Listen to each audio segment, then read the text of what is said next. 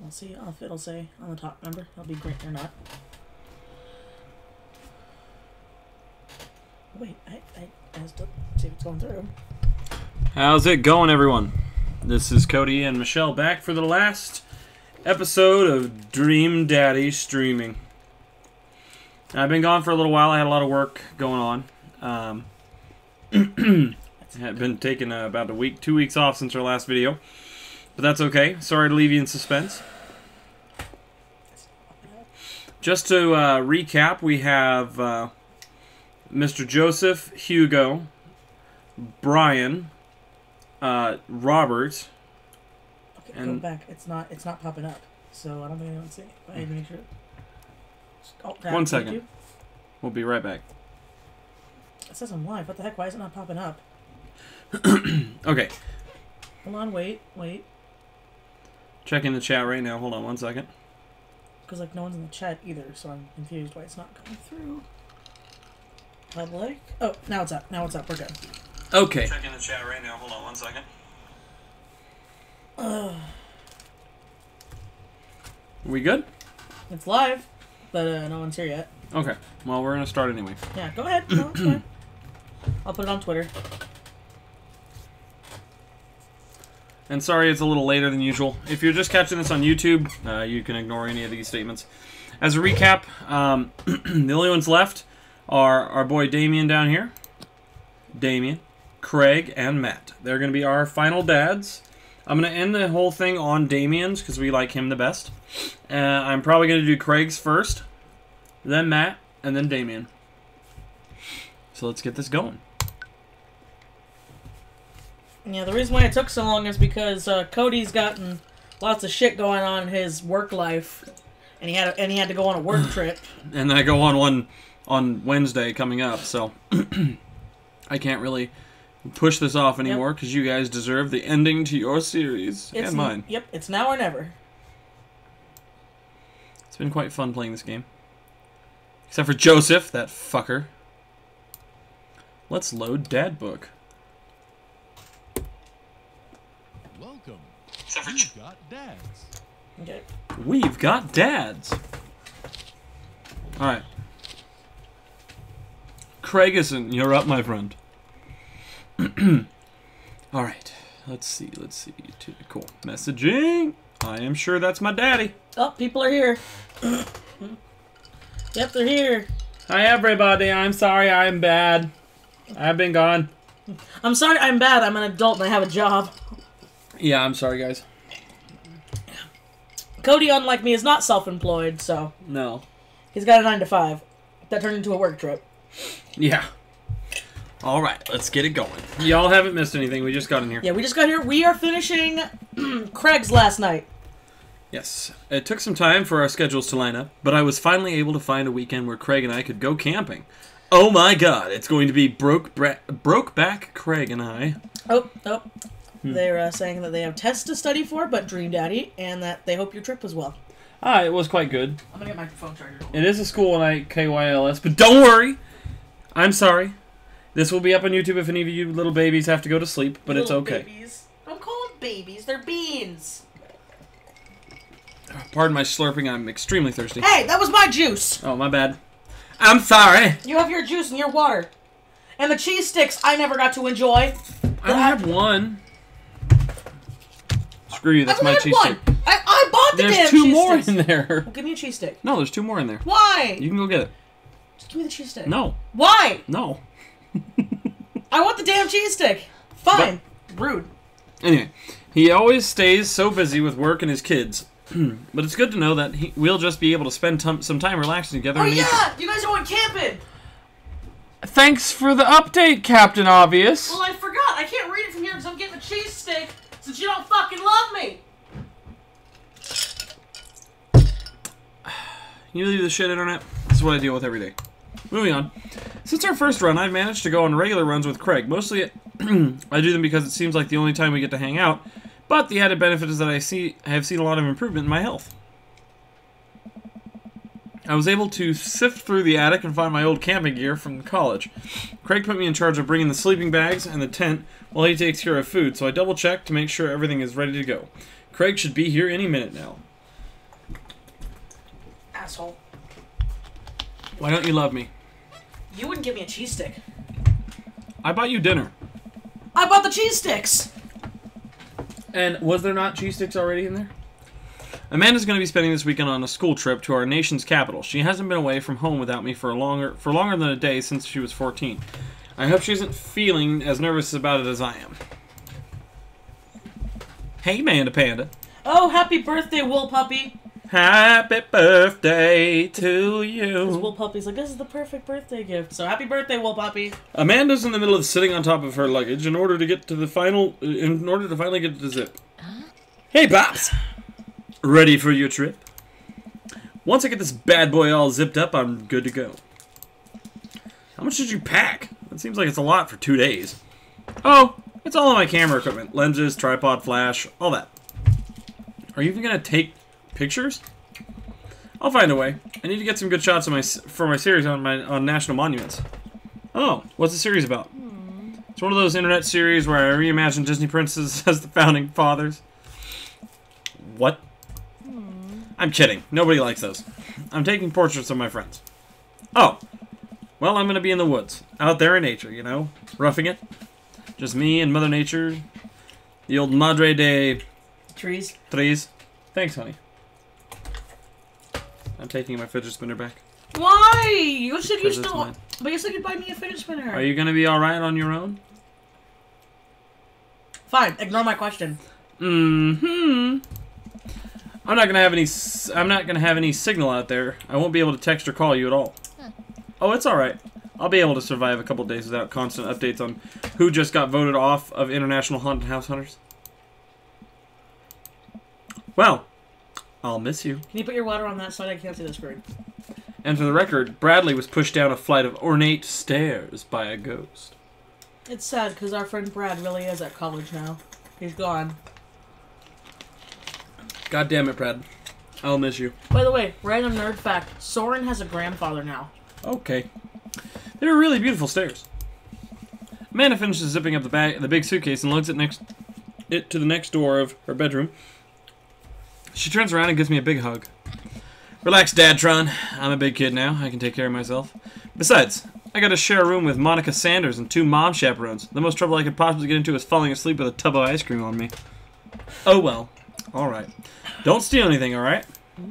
Since you asked nicely, fine. Promise. Adorable. Hello, Craig. You mean Space Daddy? Hello, Space Dad. I step outside, hauling my bags behind me. What's up, Craig? Craig's already strapped some camping gear onto my modest but stylish car. Modest but stylish? You drive a fucking piece of shit from the 70s. Wait, so do I. Wait, no, 60s. Anyway. Ow, my hand. He notices me carrying my equipment and hurries over to take it from me. Save. Let him be a big, strong man. Ooh. I'm definitely going to say such a gentleman. I almost had a case of vapors here. Oh, you Booyah! that. Never fear, these muscles are made for picking up heavy things and putting them in other places. Remember, it's your weekend to relax. Take it easy. I guess I can't argue with that. What's up, Craig? Everything's good with Amanda? Yup. On her way to school. On her way to a school trip to Washington, D.C. What about your offspring? Already at Smashley's for the weekend. I'm ready to go to get my camp on. I load the rest of my stuff into Craig's car and we get in. You're gonna eat the cheese stick when you put it in the fridge. I am gonna eat the cheese stick, calm y'all shit. Well, don't let the cheese stick go bad. Michelle, would you calm down about the fucking cheese stick and let me eat my fucking cheese stick? When cheese gets warm, it's not good anymore. That's how Michelle, you melt cheese. Yeah, that's melting it, not letting it naturally oxidize. Am I eating the cheese stick? Yes. Then shh. Don't you shh me. I bought the damn cheese sticks. Internet, she's so obsessed with fucking cheese. Anyway, I load the rest of my stuff into Craig's car and we get in. Oh no! What's wrong? I think I left my juicer plugged in. We gotta go back. Are you worried about someone's gonna break into your house and cold press some carrots? No, it's just... Just try to relax, man. Let the juicer float away. Take all your worries and blend them into a pulpy good vibes. Craig takes a deep breath. Do we have anything to listen to? All I have in my place is a series of CDs that guide you through a thorough and intense calisthenics workout. Do you want to listen to those? I'm just kidding. Craig hands me a thick case filled with CDs. Take your pick. I thumb through page after page of kids sing-along CDs. Oh yeah, Twinkle Twinkle Little Star takes me back. Keep going. I get to the end of the case to find, in the very last slot, a blank CD with Craig's handwriting on it. DJ Kegstand Mega Mix Volume 1. Made it just for the trip. I think you'll like it. I pop the CD into the stereo, and it's like I'm immediately transported to our old dorm room. Hit after hit plays, and soon enough we're both happily scream-singing to the lyrics of each song as we fly down the highway. I believe I can fly. I got shot. No, nothing. Not gonna duo this with me. Oh yeah, I didn't know that's what you wanted. No, it's okay. Each and every day. Something go my way. Ah! Okay. The song was Carl's favorite. Carl, the third roommate. You brought the dog home one night and I couldn't pry you two apart. So we spent an entire semester fabricating a story about our foreign exchange student roommate who had a really bad cough that sounded exactly like a dog's bark. And then we had a room inspection. That Ari was so suspicious of us but could never prove anything. And Carl was just under a blanket. Bless that pup's courage under fire. Man, we did some dumb shit back in college. The hours fly by as we belt out tunes in whatever non-existent key our voices register in. Soon enough, we're surrounded by lush trees and spectacular vistas of everything amazing that nature has to offer. It feels so good to be back out here. Really good. Like Brokeback Mountain good. Hey, that's the same part from earlier. Stop using the same backgrounds. This game is crap. Just kidding. It is the same background, though. I know it is. So you guys are gonna fuck next to the children's park. What's funny is that they say they drove for hours and hours. What they really did is they just sat in the cul-de-sac and just sang songs for hours on end and then drove 20 yards to the neighborhood park. But see, if you're gonna bang in the park, that's how you become a sex offender. Well, it's better to become one with Craig than with no one else. Yeah. We park our car at the entrance to a familiar trail and load up our gear on our backs. I'm thankful that I've been working out on my health over the last couple of weeks. Otherwise, I'd be dreading all the hiking that's about to happen. Craig looks intently at his phone. Please, we're adults and we still do stupid shit. Absolutely. People are like, oh, I did I did some dumb shit and I'm still in college. Never gonna tell a lie. The difference between doing dumb shit as a kid and dumb shit as an adult is as you get older, you're just better at hiding the fact that it's dumb shit. Yeah. And you actually pay the consequences if you get caught. How many speeding tickets have you had? Well, I'll give you a hint, Internet. It's more than 2. And less than... 20? 24. Really? Oh, no. I had 22 tickets. Gotten out of every single one but 2. Cindy Pup, you're good. Anyway. In Colorado, people bang in the mountains, which is technically a park here, and they don't get caught. Everything all right? Yep. Just had to fire off one last work email. Craig pockets the phone, and we start off on the trail. It's relatively easy, but I know I've been huffing and puffing at this point if I weren't for all the murder sprints. I look around me and take in the tall trees and animal chirps. Everything okay back there? There's no reception out here. Hey, you, Mr. Pouty Eyes, get off the fucking phone! Oh yeah, being out in the middle of nowhere will do that. I recognize the look of anxiety on Craig's face. Oh, man. But what if there's a problem?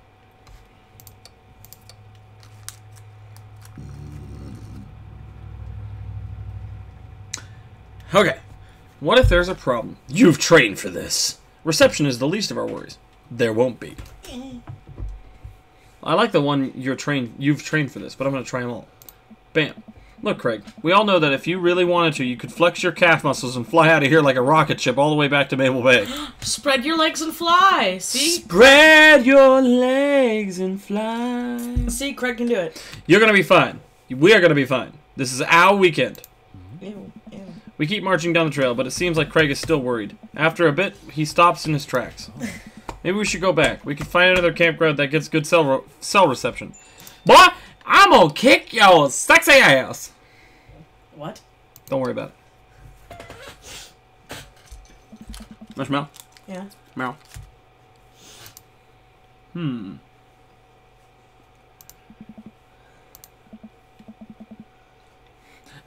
It'll be fine. Come on, bud. Who's a relaxed boy?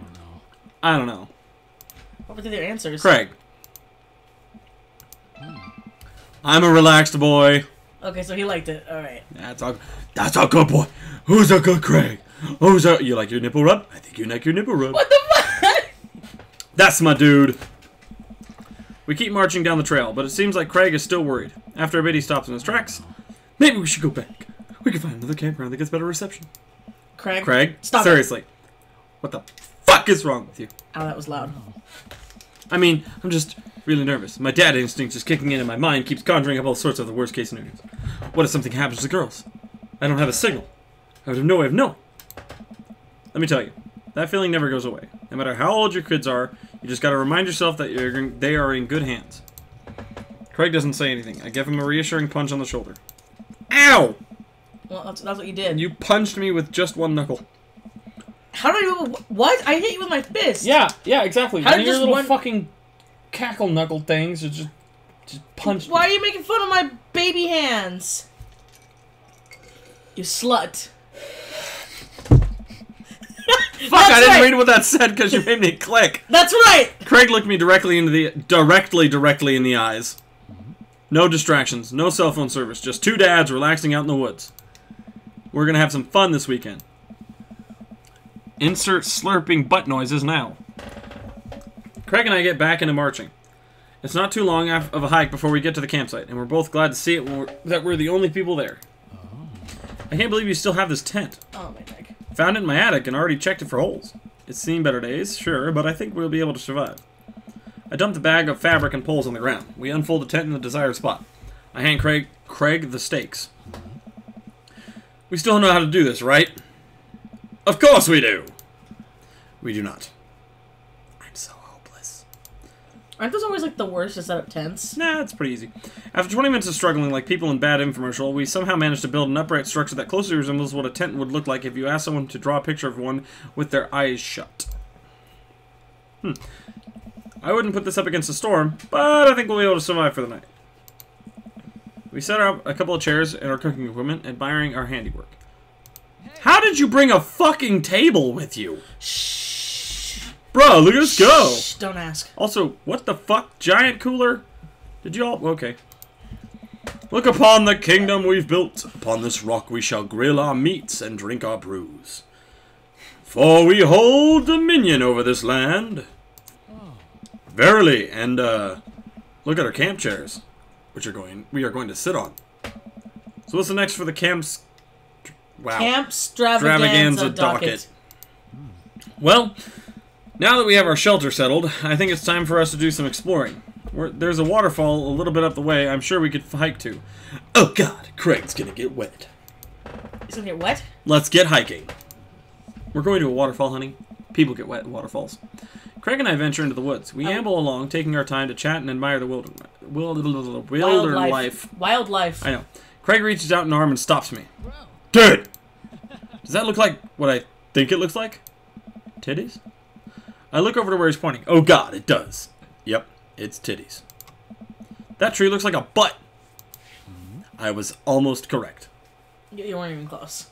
Titties, butt, ass, and titties. Tittles? Ass, and titties. Titties have nipples, asses are round and squished. What if your ass had nipples? Then, ew. You're a cow. Because a child would have to, like, get under you to eat. Alright, anyway. You asked if an ass Moving had on from that image! That would be the purpose of an ass having nipples! I can't get over how detailed this is. I examined the butt tree further. The contour is perfect. It even has back dimples. Okay. I thought we were going to have a great time camping, but this makes it even better. Are you guys going to fuck the ass tree? Craig holds back a snicker. I aspire to have every hike be as good as this one. I'm snickering now, too. Oh, ass milk! Ew! Let us analyze this tree further. Craig and I share a huge belly laugh at our awful jokes. The best thing about this is that there's no daughters here to tell us our jokes are bad. We high five. You high-fived my dad. I did. Craig and I hit the trail again. It's been a long time since we've been out here, but everything seems more or less familiar. We point out our old landmarks that we remember back from our college days. I think we're getting close now. Check it out! There's a clearing up ahead. Bye! As we get closer, I hear water running. Damn, that shit is picturesque. Cresting a hill, Craig and I are greeted by a wide clearing surrounded by trees. In front of us is a beautiful waterfall spilling into a large body of water that runs into a river. Mouths agape with the genuine beauty of the place, we go to investigate. The old waterfall looks awesome. It's gorgeous. Nature is so rad. Oh my god. Peering further, we get an idea how deep the pool is. Think we could jump off like the old days? Ha! This old dad is happy here on dry land. That's how you die. Looks like you could climb right up over there. We didn't even bring swimming trunks. Are you gonna get naked? What are you talking about? Craig immediately begins to take his clothes off. Oh god! Here you go. You gotta read it. You gotta read the sexy bit. Hi! Are you okay? That ... is very apt. What is... What is what? No, like, ripped people have weird nipples, because they always go to the side. Anyway. Well, that's what happens is the pecs move The outward. again. Look at Craig's butt. No, look at his ass. You look at his ass. You look at his ass. That coy face. You look at his ass. You want to bang him. Make it seem like you want it.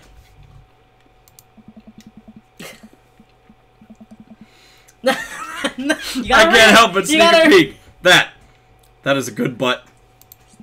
Craig turns around suddenly. He catches me looking. I do a lot of glute workouts. God damn it! Wow! I immediately turn away blushing. That's right. That's right. You coming or what? Maybe. Don't worry about it. My pants aren't sticky. Ew. Too soon. You're not even naked yet. Yeah. Well, he's naked. I'd assume you're getting naked. Oh man, water's great. Look at that ass, boy. Oh my gosh. Thirsty eggplants. Oh, I don't know about this dude. He's already making his way over to the waterfall by the time I finish my sentence. When he realizes I'm not right behind him, he turns around and rolls his eyes. We lived together for years, and I've seen your ass more times than I can count. It's no big deal. So you get naked.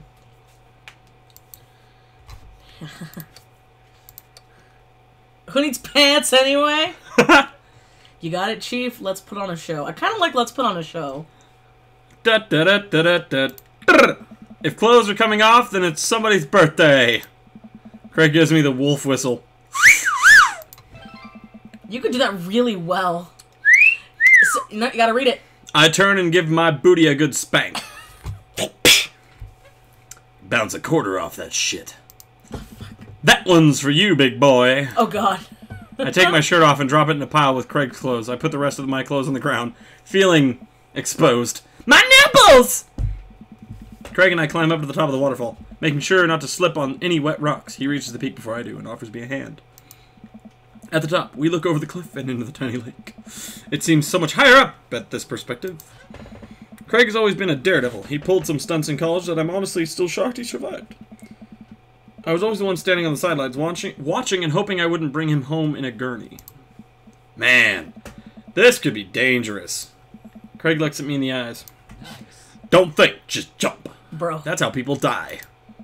Craig cannonballs off the waterfall and into the lake, creating a huge splash. I'm worried for a moment before he finally surfaces from under the water. Woo! Sorry. That was very He treads loud. water and looks up at me. You gotta jump for him, man. You gotta show me You not a coming bitch. or what? This is where I could die! Don't think, just jump. Just jump. How are you supposed to just not think? I'm pretty sure that's not physically possible. My toes grip the edge of the rock. The water looks so far away. I think you only die if you keep doing it. Don't think, just... I run off the edge trying to do my best cannonball. Somewhere in the middle, it turns into a really graceful belly flop.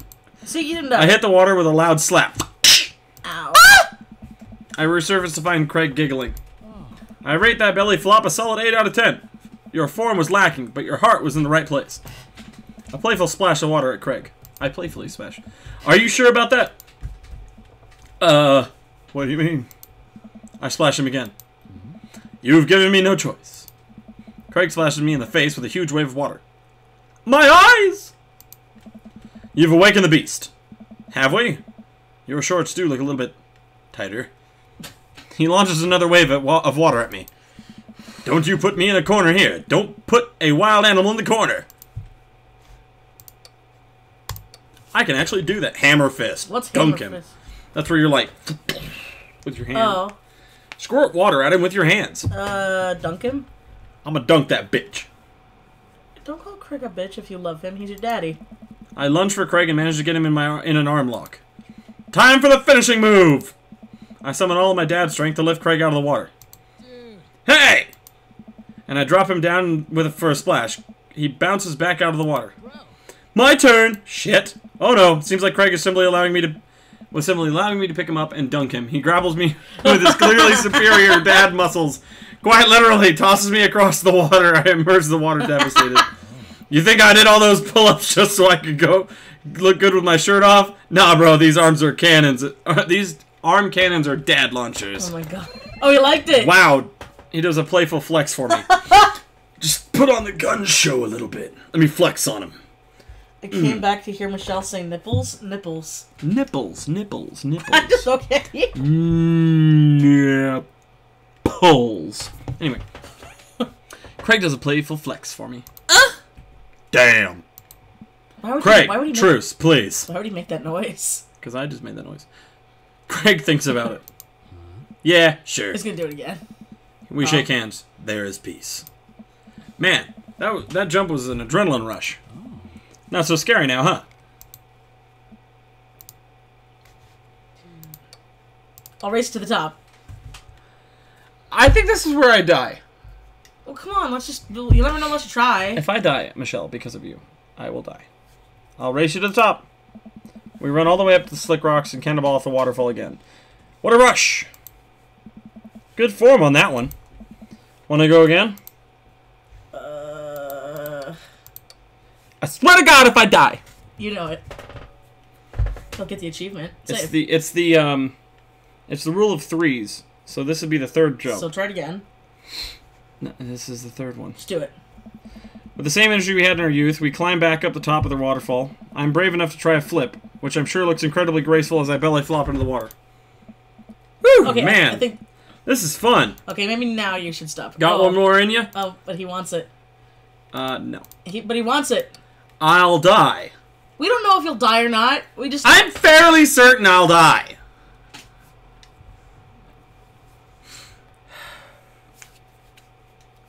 Oh, people said don't do it. Okay, yeah. Fine. Fine! I'm ready to throw in the towel. We should probably head back. We go to put on our clothes back on and notice they're soaking wet. Maybe a splash fight wasn't the best idea. Ah, it's okay. We'll get a fire going in no time. We can dry off and get some dinner going. Oh no, Craig, you're naked and wet. Sopping wet, we hike back to the camp and unpack everything we need for dinner. Cicadas, shut the fuck up! Was it really loud? Yeah. Craig puts out a couple of... Turn that down a little bit. Hello! A couple of steaks and some chopped potatoes in a tinfoil thing. Cool. You ready for a feast? Yeah, man. Take a seat. The Craig train is pulling into the relaxation station, and I'm your conductor. Let me cook for you. Absolutely not. Cooking is the thing that relaxes me the most. I'll take it from here. Craig cooks now? I remember how his entire sophomore year diet consisted of microwavable mac and cheese, but not microwaved, and had trouble believing the thing he just said. How do you not microwave microwavable mac and cheese? I've seen people do that. That's a horrible thing. At least let me start the fire. Remember, this is the same guy who downed a thing of marinara because said it was basically a smoothie. Why are all the hot ones so dumb? Would you down a jar of marinara? You like no. But you like tomato juice. Yes, but tomato juice is a refined marinara. Yeah, okay? but Cody, by Craig's logic, it's basically a smoothie. Sure. Let me just grab my matches. Craig reaches into his backpack. He rummages around in his bag, pulling things out and checking every pocket. Uh-oh. I know I packed it. Craig checks into the bag and still can't find it.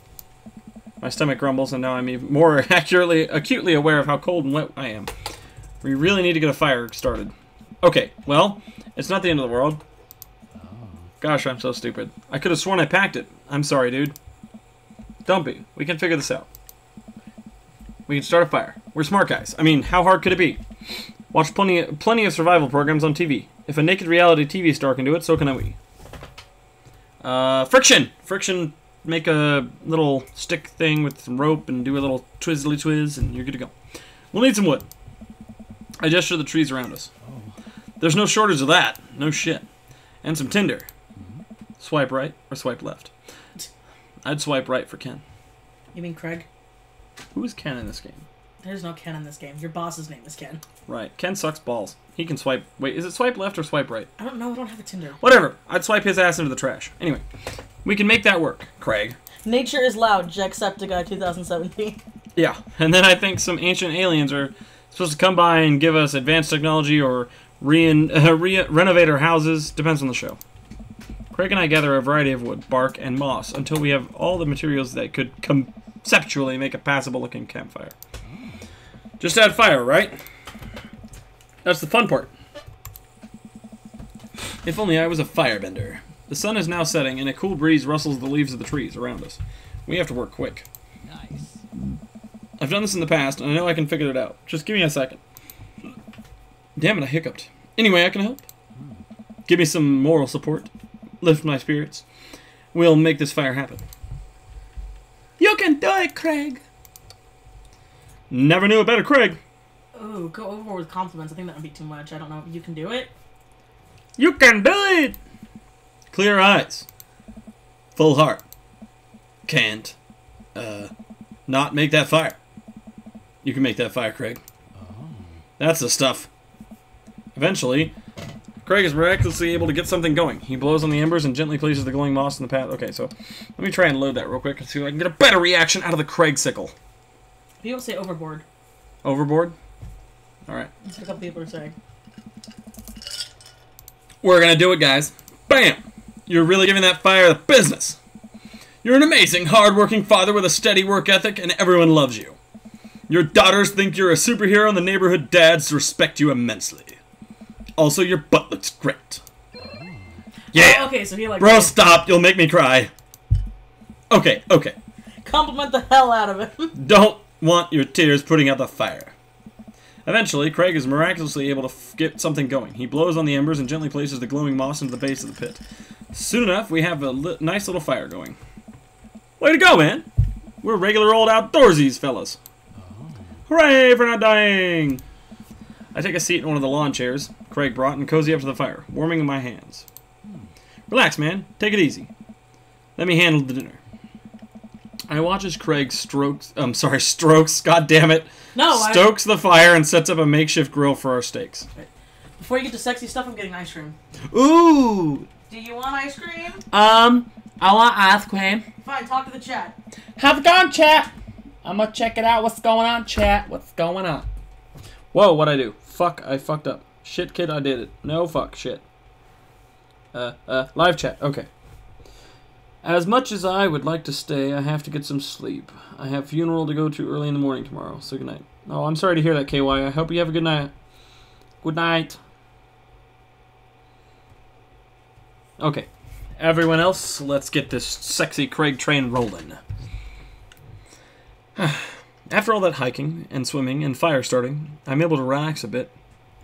With the sound of crickets and the scent of steak filling the air, I actually feel pretty calm. Craig expertly sears 2 steaks in a pan. He's been heating up on the fire. Cracking thyme and crushed ginger over it while basting them both in butter. Wow, I didn't know he was actually a good cook. Good at cooking. Fuck, I keep screwing shit up. The fanciest I ever saw him in college was when he started sprinkling the seasoning packet onto dry ramen and eating it straight up. Dude, I knew a guy who used to do that. Seriously, it's really weird. When did this happen? You used to eat cereal every morning with beer instead of milk. Ugh. I grew up, I guess. Yeah, you grew up alright. Jesus. Rose Cookie, your munchkin keeps asking who the loud people are. Tell the munchkin that the loud people are there to take them off to Munchkinland. I'm sorry. What, Vane? Dry ramen is great. It tastes like dry ramen. Yeah. Right. I think these are just about ready. Craig puts the steaks onto a paper plate and sets them aside. I start to reach for one, but Craig smacks my hand away. Ah! Dude, let them rest. It'll be more flavorful that way. Oh, fair enough. I didn't know that. I patiently return to my seat, eyeing the steaks longingly from a distance. They smell incredible. Craig prepares a side salad for us in the meantime, sprinkling feta cheese. How the fuck? Where the fuck? Feta cheese and shit? I've never once been on a damn camping trip where I had feta cheese. Like, holy shit.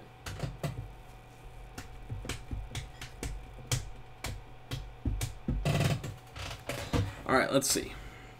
He plates it next to a generous pile of roasted potatoes covered in olive oil and roast. Dude, you have a fucking kitchen, an actual kitchen going on out here. Once it's all ready, we sit down by the fire and dig in. God damn, fool. Everything tastes okay? I am in heaven. That's what I like to hear. It's like sex in my mouth. What? You're having a sword fight in your mouth? No. God damn it, woman. Oh, hey, look, ice cream! You didn't get rid of all the ice cream, did you? Yeah, it's lost of it. You fucking tush. Alright. Remember how an entire semester we would eat burritos for breakfast, lunch, and dinner? It's so hard not to go back to that. Look at you now, man. You've got kids, a great job, and now you cook like a vengeful wizard whose arch nemesis is microwavable food. I'm really impressed with how much you've gotten your life together. Craig laughs, but there's no humor in it. I'm glad you think that.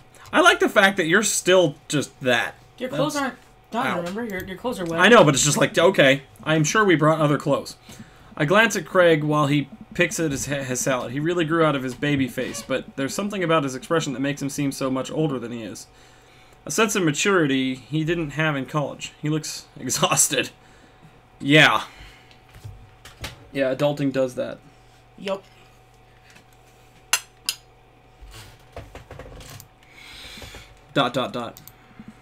You okay? Yeah. Liar! Come on, dude. I've known you for long enough to see when you're down. Oh, man. Craig, don't be sad. Turn that frown upside down. Put the flex on him. I'm tired, bro. I think being out here is making me realize just how drained I feel. You work really hard, Craig. It can't be easy. I don't know. I have to, for my girls. I volunteer at their school, I cook healthy meals for them, I do everything I can to make sure they're safe and happy, and when they're with their mom, I'm always working overtime so I can support them. And then you work out a lot so you can crush everyone that stands in their way. That, and I don't want to fall into my old habits. I need to set a good example for my girls. That's a good dad. Aww. Also, damn. Everything I do is for them, and I wouldn't have it any other way. It seems like it's bleeding you dry. If that's what it takes to raise them well, then it's worth it. Damn, that's sacrifice. Craig, buddy, I know where you're coming from here, but you gotta take care of yourself, too. You do. I do, though. I eat right and exercise, and that's not what I mean. You're too little butter on too much toast, you know. What? I also what? You're spreading yourself too thin. Yeah. Yeah, I get it now. Life needs balance. It's great that you care this much about your kids, but you can't neglect your own needs because you're too busy taking care of everyone else's. You matter too. It's just, I know I can provide for my family, and if I take a step back and look at everything objectively, I know I'm doing right by them. But I can't explain it, man. There's always that voice in the back of my head telling me that I need to do more. It's like it's never enough for me. Every time I try to relax, that voice keeps telling me I don't deserve to be. I deserve it. To be honest, I feel guilty about being out here. Yeah, I know that feeling. Oh, well, too much. Craig, you're trying your best, and you're doing an amazing job. That's a fact. But even if you weren't, you'd still deserve happiness. Do I, though? Yeah, absolutely, shitlord. What the fuck? A lot of people like that, though, they don't feel that, you know? I know. I'm looking at somebody. What the fuck's that supposed to mean? You work yourself too damn hard. If I don't work myself too damn hard, then I'm never gonna get anywhere.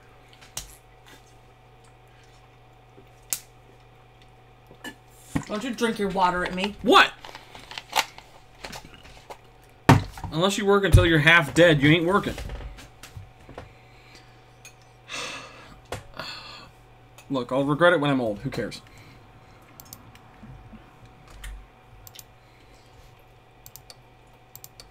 Hell yeah, bro. I think go with the bro, because... Yeah, no shit. He's a dude, bro. Okay. I look at Craig and think about what a good friend and even better father he is. He's compassionate, he's hardworking, he's relentlessly positive. He encourages everyone to be the best version of themselves. He makes me want to be a better person. He also has me hard as a rock right now. I mean, if you could only see yourself the way I see you. Naked. Craig beams. He gets up and walks over to his supplies. Pulls out a giant dong. Stop it. Come on, I brought dessert. Slathers hot chocolate all over his chest. Come on, bro. You can lick it off my nipples, dude. Oh, you're gonna use the campfire to torch the tops of some creme brulee. S'mores. What? I know a little to nothing about cooking. Craig pulls out marshmallows. Yeah, I was right. It's s'mores. No shit. What else do you bring when you... He brought like lobster and shit, didn't he? Steak and potatoes and rosemary and shit like that. Well, you still know how to make some s'mores, right? I think the more important question is, do you know how to make s'mores? As I recall, you used to just completely blacken the marshmallows.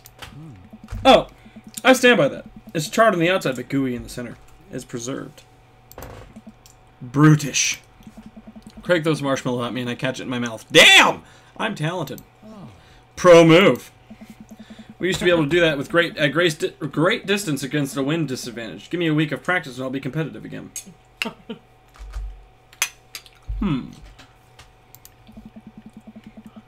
Craig and I sit in the warm glow of the campfire, watching embers float up toward the sky. Campfires are great for relaxing. Oh, yeah. The stars are so much brighter out here. No shit. Yeah. I missed this, Cody. Well, me too. We stay here until it gets late, half remembering stories from college. We watch as the fire dies and eventually clamber into the tent. Hey, dude, you're supposed to be in your own sleeping bag. Oh. Oh boy, here we go. We crawl into the tent and I unfurl my sleeping bag. Wait, where's the other I knew it! You forgot a sleeping bag? Wait, where's the other sleeping bag? I look around for a second. Oh. Oh. Oh no, I must have left it at home. Oh no! Ah, whatever will we do? It looks like we'll have to share a bed together. Don't worry, I always sleep in the nude. You should too. It's all yours, dude. I'm sorry. I'll just curl up over here and die. No way. Here. Oh. Craig unzips the sleeping bag and spreads it out so there's enough room for both of us to lay on top of it. Aww. Nice. Night, bro. He said nice in the headphones. Good night, bro. If I casually roll over and Wait. fondle your ass. It's really cold. Ah, you gotta read it. Come on. I roll over and we face away from each other. Without a blanket, it's really cold. I shiver, and without realizing it, I find myself nestling closer to Craig. I'm sure he won't mind. He turns over and I can feel his breath on my neck. Oh my! It's hard to focus on anything else. Just... That's weird. Anyway. I turn over, trying to get more comfortable. I open my eyes to find Craig's face only an inch away from mine. For once, he looks at peace. His eyes flutter open. His hands find a place on my waist. Oh my god! You're reading this. I'm not sure who leans in first, but suddenly we're kissing. Ah! We look at each other again. My heart is racing. Craig! Be gentle. Oh, man. I got strong feelings for you, bro. Feelings I can't deny. Oh god, it's Brokeback Mountain all over again! Deny anymore. You're in a tent in the mountains! It's literally exactly Brokeback Mountain. No! Read it! Read it! No, guys. It's Brokeback Mountain. Lame. I just read the porn. Bro, me too. God damn it, they couldn't come up with a better line. What were your first words to each other when you realized you wanted to be a couple, bro? Me too. I gotta read it. Gotta read. I run my hand through his hair, then down to his chest. It's so chiseled. Craig brings me closer, wrapping his arms around me. I feel so secure. You know, talking about old times is fun, but... Oh, God. Oh, what's he gonna say? I like making new memories with you. Aw, smile, tracing the lines of... I smile, tracing the lines of his hips with my finger. Okay! We kiss again. I'm not worried about us getting too cold tonight. Well, that's good. He fucked Craig. He's loving it. Here's the better question, though. Did he wreck you, or did you wreck him? I don't know, but I scored low on everything. What the fuck? That's weird. You got some good points. I know. You got an S. I know. What's with the gun safety one? I don't get the gun safety. It's for muscles. Oh. Marinara. See? Butt tree. Motherfucking butt tree. Okay, so this is going to be the same as all the other ones, so you can... Oh, Cake stand champion. So you can just skip till we get to the end. Yeah, I know. It's loading. I'm just saying. Trust no one. That's you now. I haven't trusted anyone since I was 13. You trust me? Correction, I don't trust anyone but you. Sleep tight, KYLS. Dick cactus! Sorry, KYLS. Whew. I think I have everything finally set up. Amanda should be here any minute now. What? No! Got that. That's life crime, blah, blah, blah. We've already done all... For people who don't know, we've already done all these in the other ones. What? So, yep, all the dads. Mac and cheese. Hey, Cody, my dude. Pablo, fuck off. Ryan. It's not bad. Yeah, it's not bad. Don't let him bait you, don't let him bait you, blah blah blah, deep breaths, blah blah blah, blah blah blah, blah blah blah, blah blah blah. Fuck you! Blah blah blah, blah blah. Hi Hugo, you're cute. Blah blah blah, blah blah. Bye! Blah blah blah. Pew pew! See you in class. Pew pew! Pew pew! Yes. Robert. How many daddies are dead? We're doing Matt, then Damien. Hi Robert. You're cute as well. Good stuff. Hey Matt, you're next. What a splendid garden party. Oh, hello Damien, your cuteness. And your son, who is growing on me. Who you bought a single oregano from? I bought one single oregano. Ah, okay Briar, think of a shape. Hazel, what's she thinking? Square. Briar? Star. Well, she's trying to say that twin telepathy thing is real. We'll get it next time. Amanda leans in close to Briar and Hazel, lowering her voice. Listen, you guys can be real with me. If you're downplaying your psychic abilities, I want you to know that you can trust me. Heck, even think of me as a third twin. This woman is amazing. Amanda, that's a triplet. You know, Dad, by the time I'm done with these kids, we're going to be finishing each other's...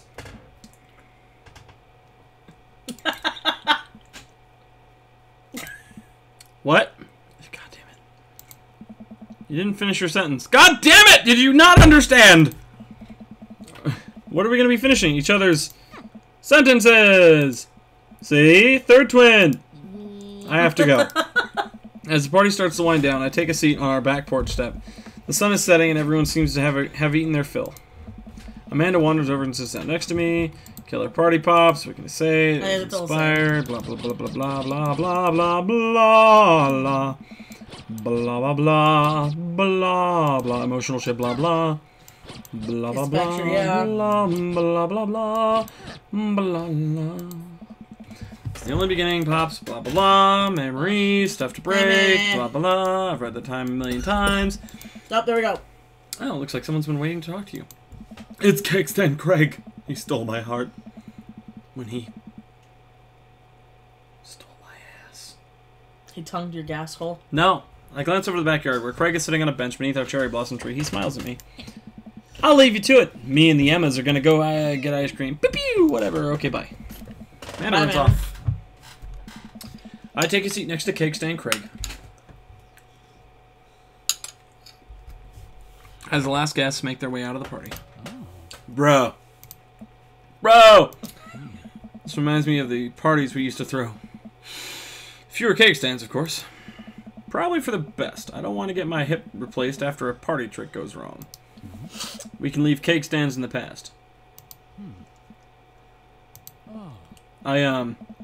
Taking this weekend to relax. This party was my first stop out of the express train to relax. This party was my first stop out of the express train from the relaxation station. Next stop is Napville. Pull into the Cody Concourse. I'd like to book a ticket to Napville as well. I might have to meet you halfway at eating food directly off your own stomach town. What? Damn! You want to get fat? We both giggle, but man, do I want to just pour some chips into my belly while I hang out in a hammock. What? Okay. That's a thing? I guess. Craig, I'm glad you're making time for yourself. Me too. Is River lying on the ground getting stepped on? Where's River? What? Yeah, where is River? Stress is a funny thing, dude. I didn't realize how overworked I was until we got away from the city. It's honestly, it's just as destructive as binge drinking every night and eating burritos off the floor. The floor. Okay. I've seen your dad do that. What?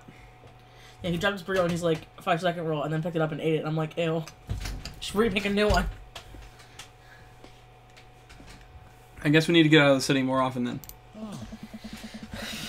He kicks his legs over to the side of the bench and leans onto me, lying down on my lap. I run my fingers through his hair.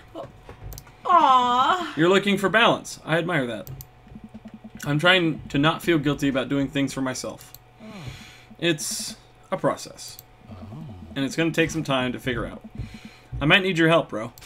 Bro. Craig, I'll be your bro till the day I die. Aww! And if being your bro means forcing you to take care of yourself, then I'll happily oblige. Craig looks at me, smiling. Aww. Bro, I swear to God, you need to come up with a different catchphrase for someone you're fucking...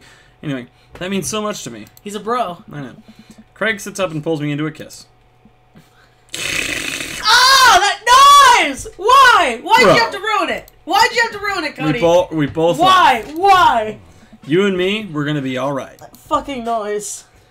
Oh, it's all over with the Craig.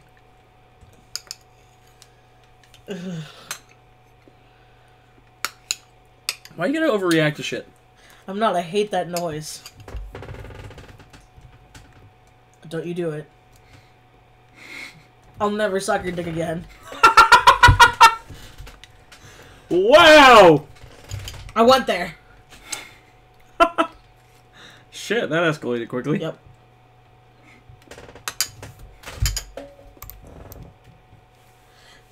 Now it's Matt's time. Stop being so evil, Michi. Why am I being evil?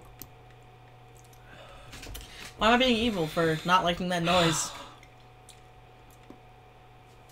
Ow, my nipple! You missed and pulled hair. Ow, that's an arm. Stop it! You have peck hair. You don't have. Oh God. Go flapjacks. What is... Okay, Gatorade. Yeah, I was just like, is he being dumped on by a barrel of piss? Like, oh my God! Cody Daddy and our mama TMI. Sorry. Yeah, that's what I said. She's the one who's not. You didn't say it. You didn't say TMI. You just said okay then. They can't see you. Oh right. So those who don't understand why we're laughing, I just flipped off the goddamn camera. It's a good thing you can't see me on the webcam, because I am currently shirtless. Eating a bowl of ice cream while playing a game. We have two daddies left. We got Matt and we got Damien, so we're doing Matt, right? Mm-hmm. Not new game. Okay.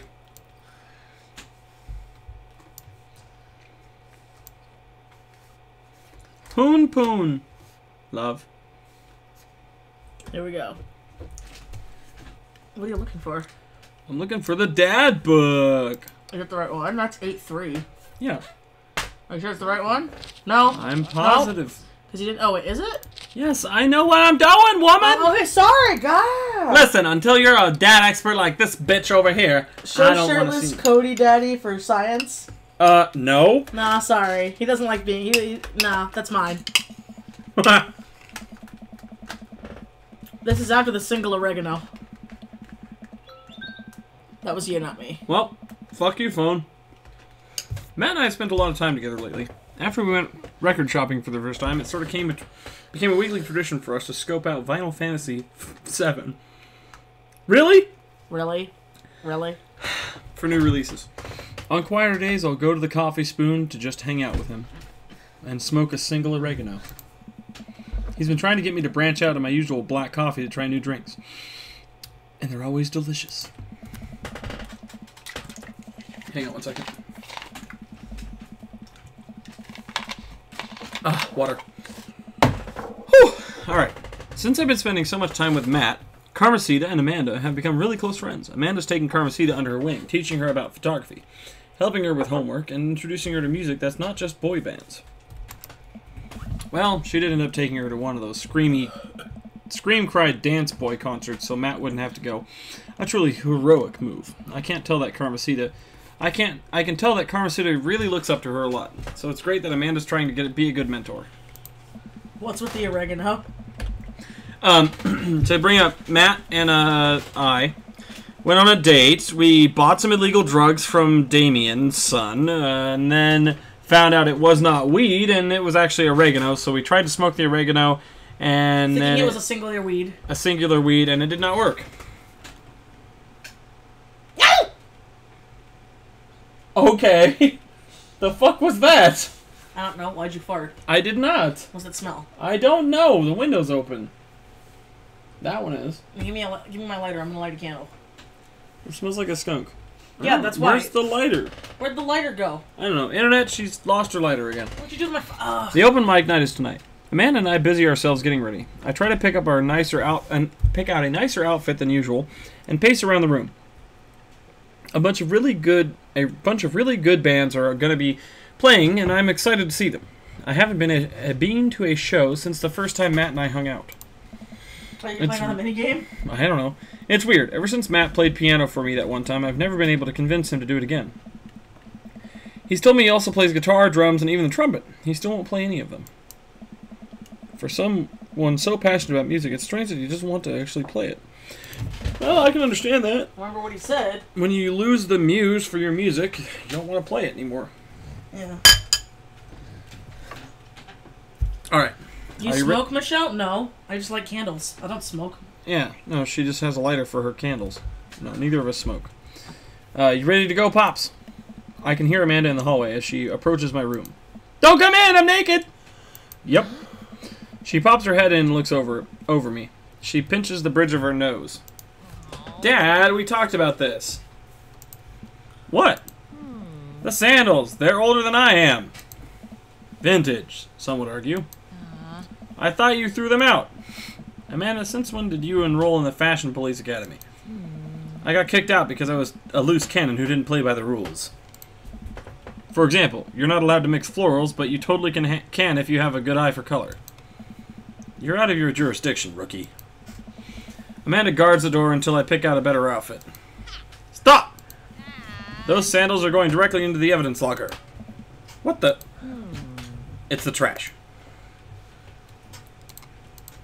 Marshmallow. What? Love. Love.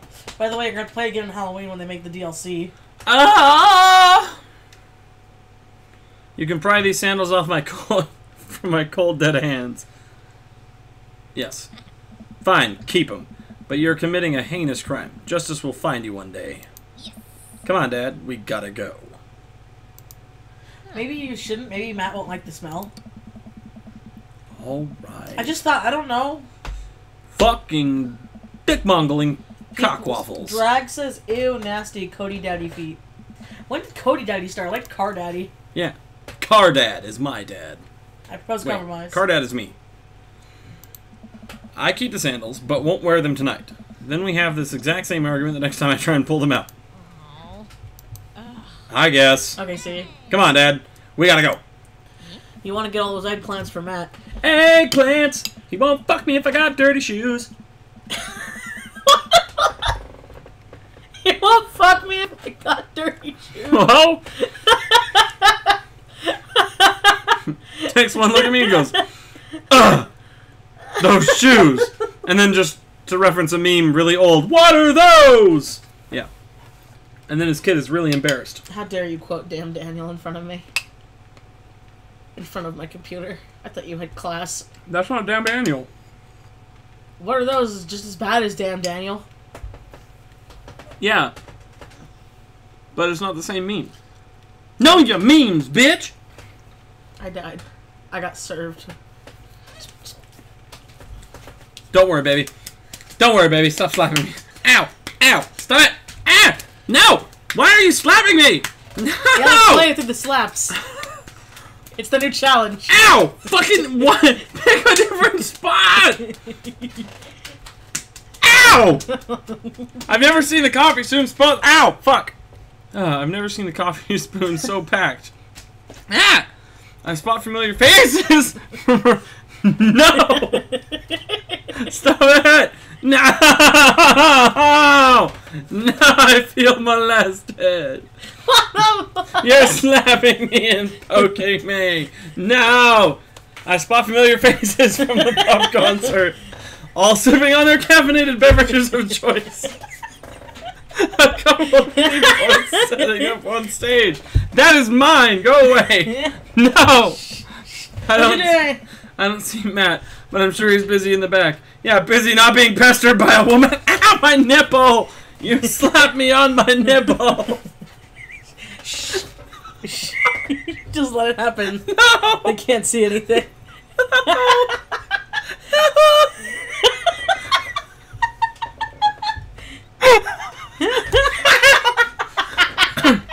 I can't breathe. I can't breathe. The people don't know what's going on. It's a good thing you all can't see what's happening. It's horrible. Help me! No! That is no. Stop it. Ah, my finger. No. That's mine now. No, I need This to is drop. mine. No. You are mine. You may have escaped. No, that nope. No. No. Oh, I can't read. I don't see Matt, but I'm sure he's busy in the back. Amanda and Carmen see to find each other immediately. Oh, I can't breathe. Ow! Fuck! Your nails. Why? They're not even long. They're just jagged. I'm out of breath because I'm laughing so hard. Everybody's like, that laugh got so high. Scratch my back, please. Ow! Too hard! Too hard! Ow! Light scratches, you fucking velociraptor! Just let it happen. Just let it happen.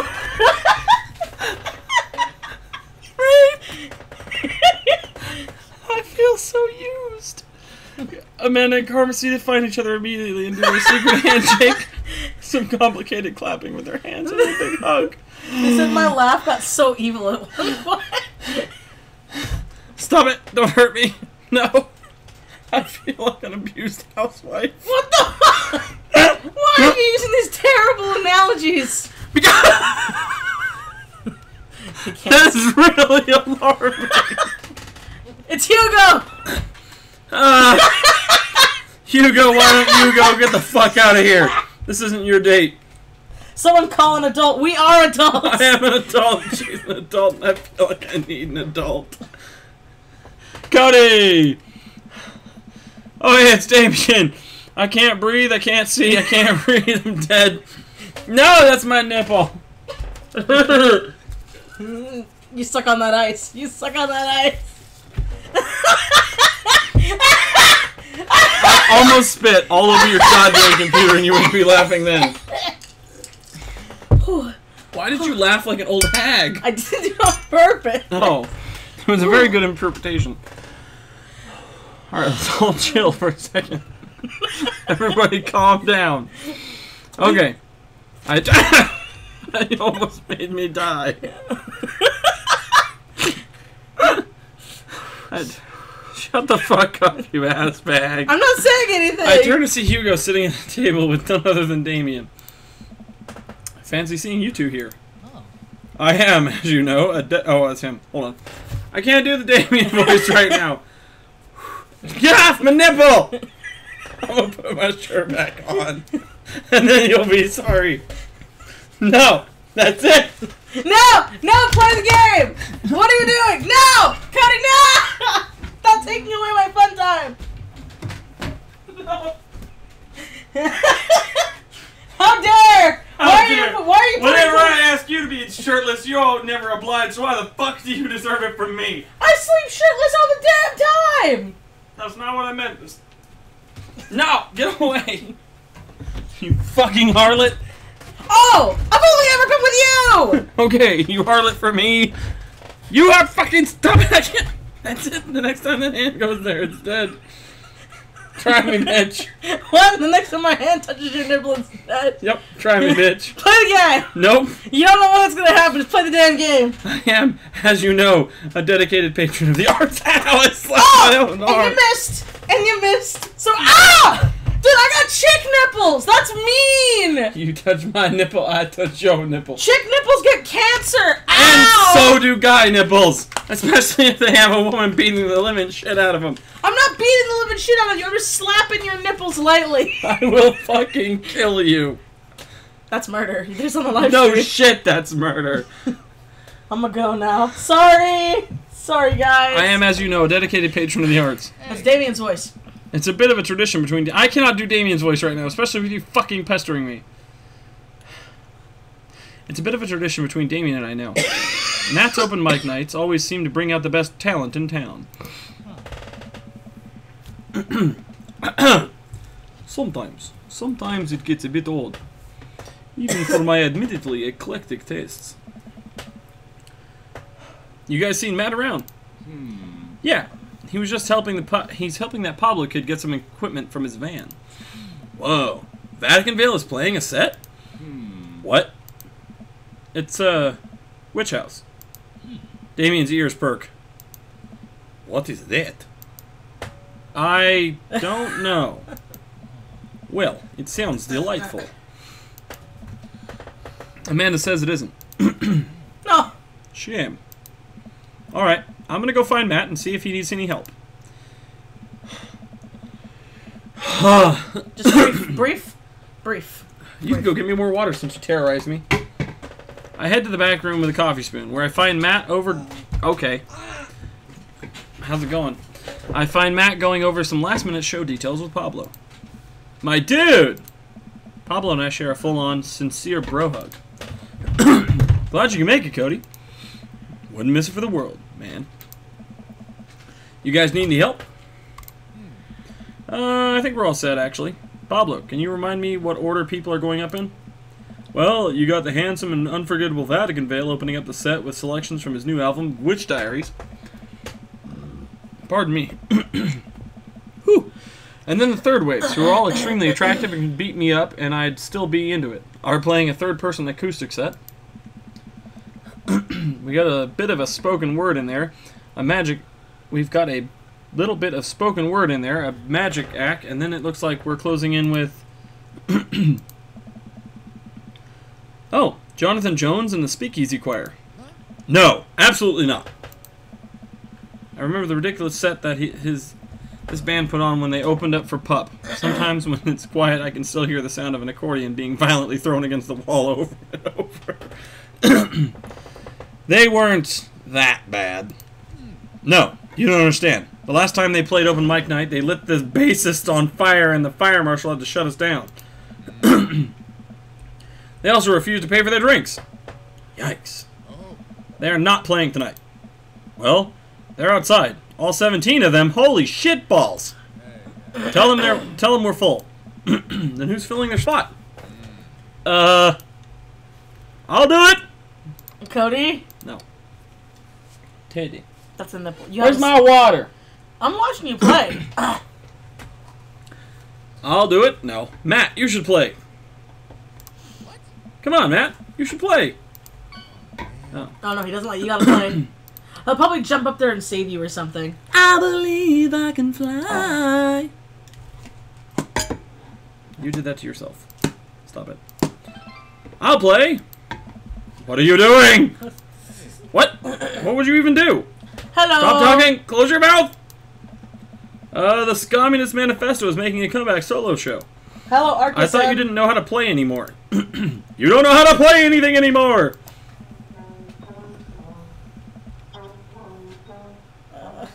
What? There are horrible horn noises in my ears. Oh. Ska comes to you in your hour when you need it the most, without fail. Stop being so desperate to please your hot friend. Is there a keyboard around? Oh no. Your unending thirst will be your ultimate downfall. Yeah, I have one right here. Oh good. Then it's settled. Oh no. Dude, are you sure? No, I'm not. As sure as a ska is generally played with staccato notes in the upbeat. Oh. Well, as long as nothing gets set on fire, it can't possibly be worse than Jonathan Jones in the Speakeasy Choir. Matt grabs me by the shoulders and stares into my eyes. Thank you, Cody. I owe you big time. I settle back into my seat with Amanda and watch the show start. The house is packed now, stop it. With a few people even standing outside to watch. What have I gotten myself into? I will disembowel. Okay. Internet, I'm killing her. Internet, I'm killing her. Oh, I'm gonna go for the tickle now. You wanted to fuck with me? I'm gonna make you pee. Don't make me pee. No. I'll poke the belly button. I'll do it. No. I can't breathe. Oh, here we go again. Not fun, is it? No. Amanda may have made a mistake. I may have made a mistake. Dad, if you brought a brand new pair of those sandals in hopes that I would be okay with you wearing them, I swear to... I agreed to pull out my ska. No! Absolutely not. I had to help Matt. Dad, I love you and I support you, but we left ska behind for a reason. Look, it's either this or we're in the splash zone for a group of 20 musicians all crying at the same time. I did not turn into a dog! For the sake of art. And I'm not being hyperbolic about the splash zone thing. They literally hand out ponchos. Apparently people are amazed how high my voice could get. Yeah, it really goes high. No! Shall I show them again? Stop! No!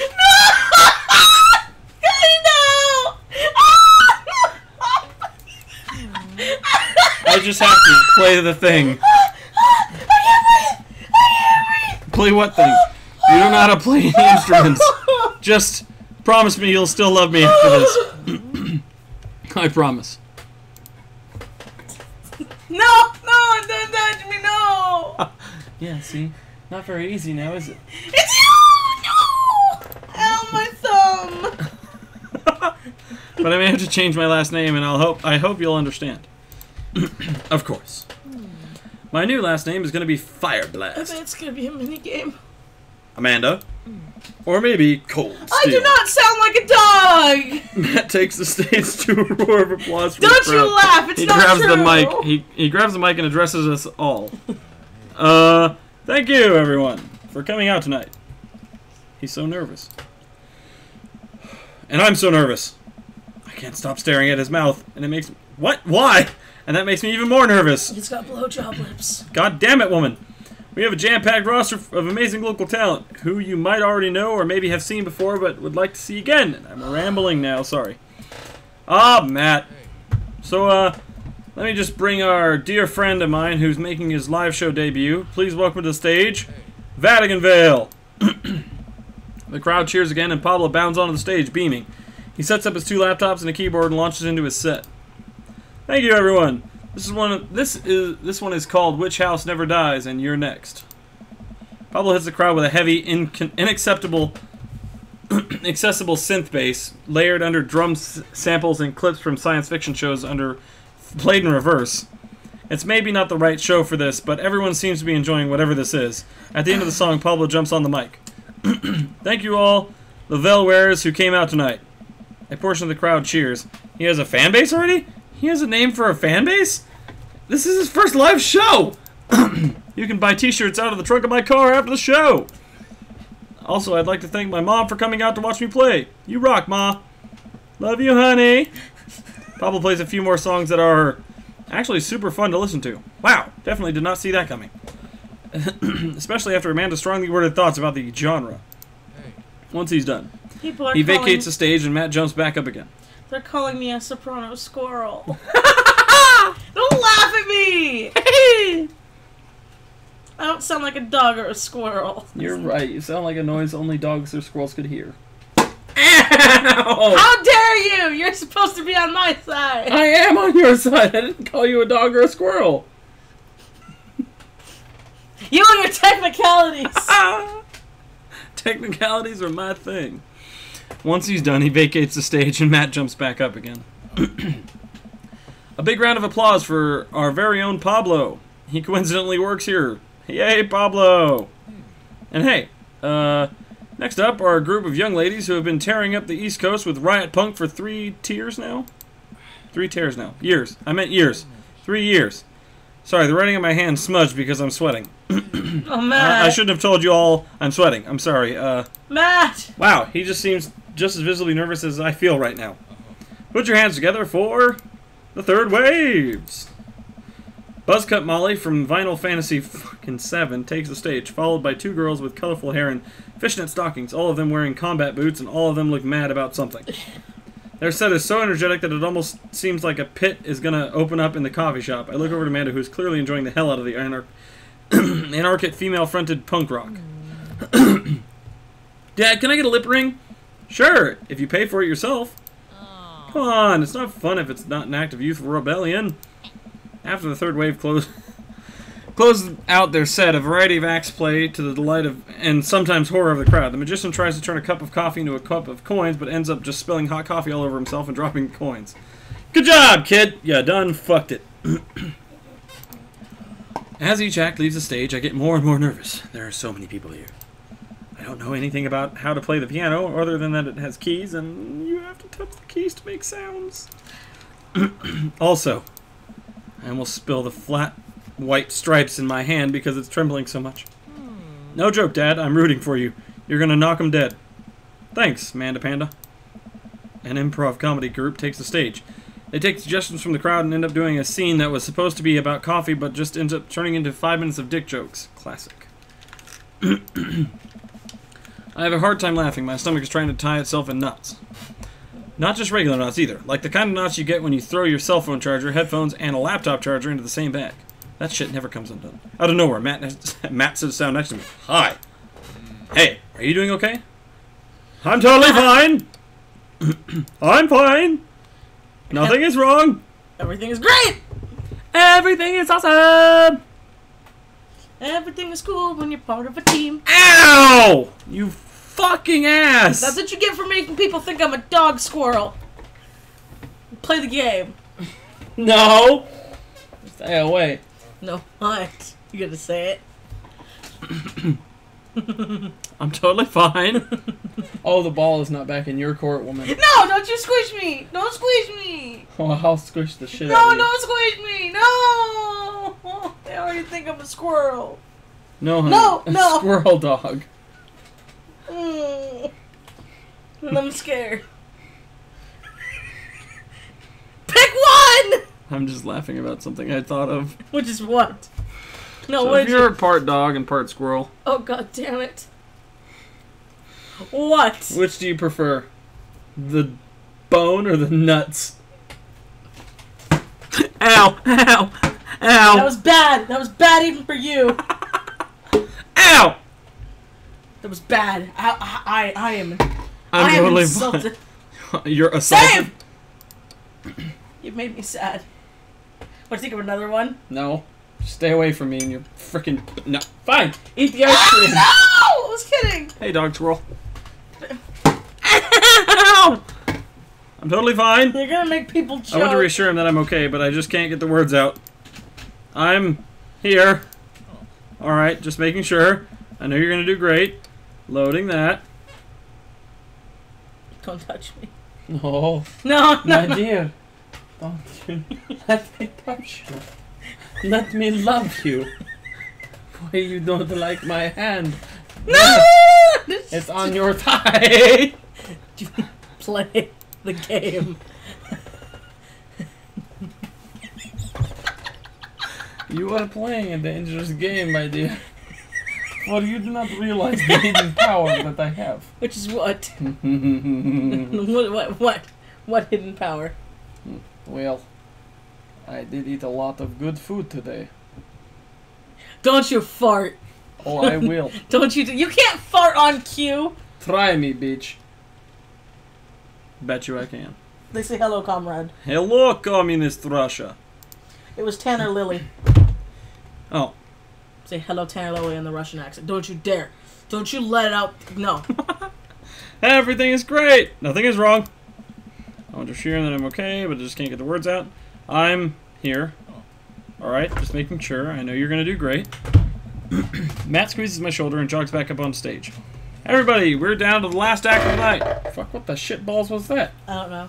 I sound like a kettle. Now this person, who is my friend, is making their return to the stage after a long hiatus. Please welcome formerly of the Communist Manifesto, Cody Marquez.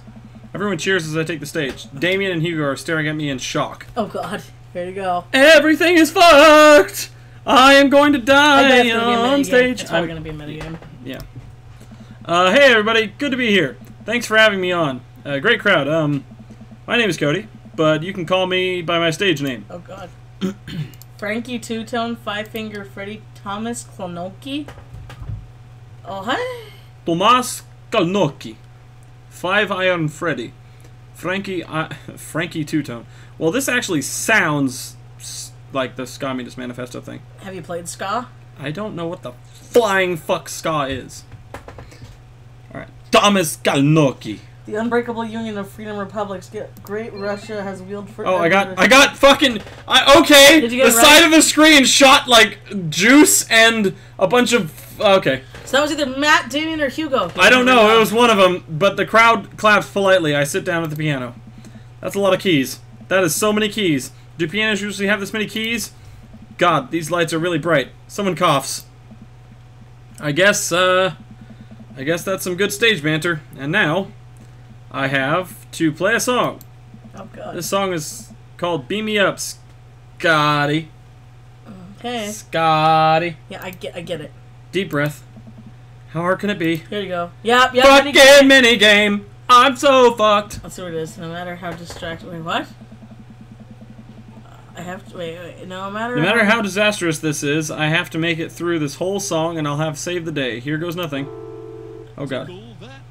Tickle that out, or just tap the keys, I guess. Please sing along. What? Sing along! Sing along! Oh. Pick it up, pick it up. Ooh. Singing that easy ska tune. Unity, unity, watch us fill up the room. Oh god, rude boy's coming for ya. Take warning. If you don't skank tonight, it'll be alarming.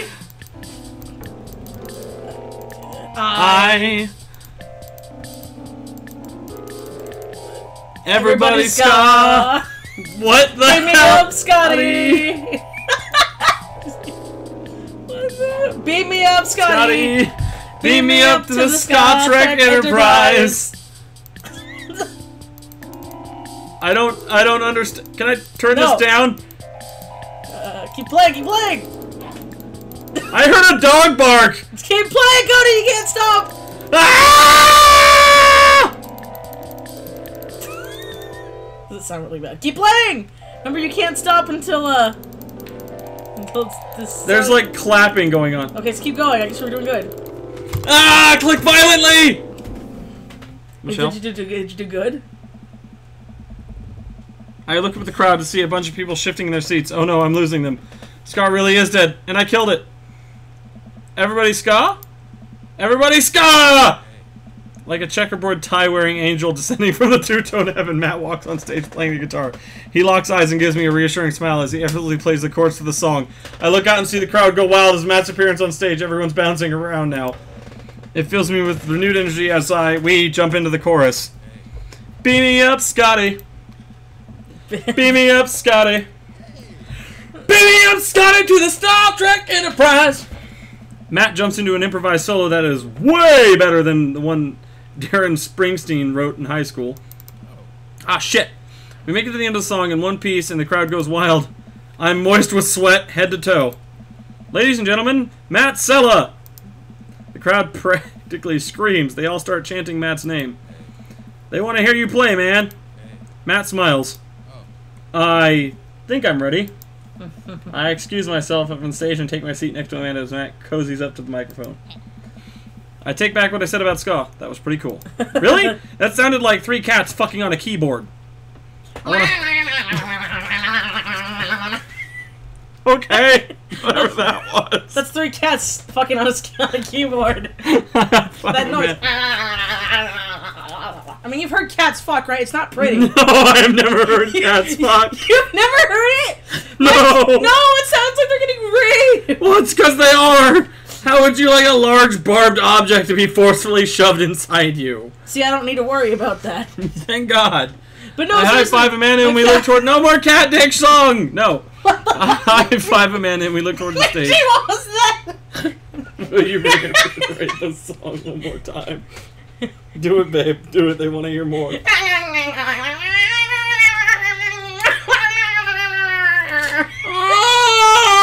you go. I have fuck me running. Hey, everybody. More cheers.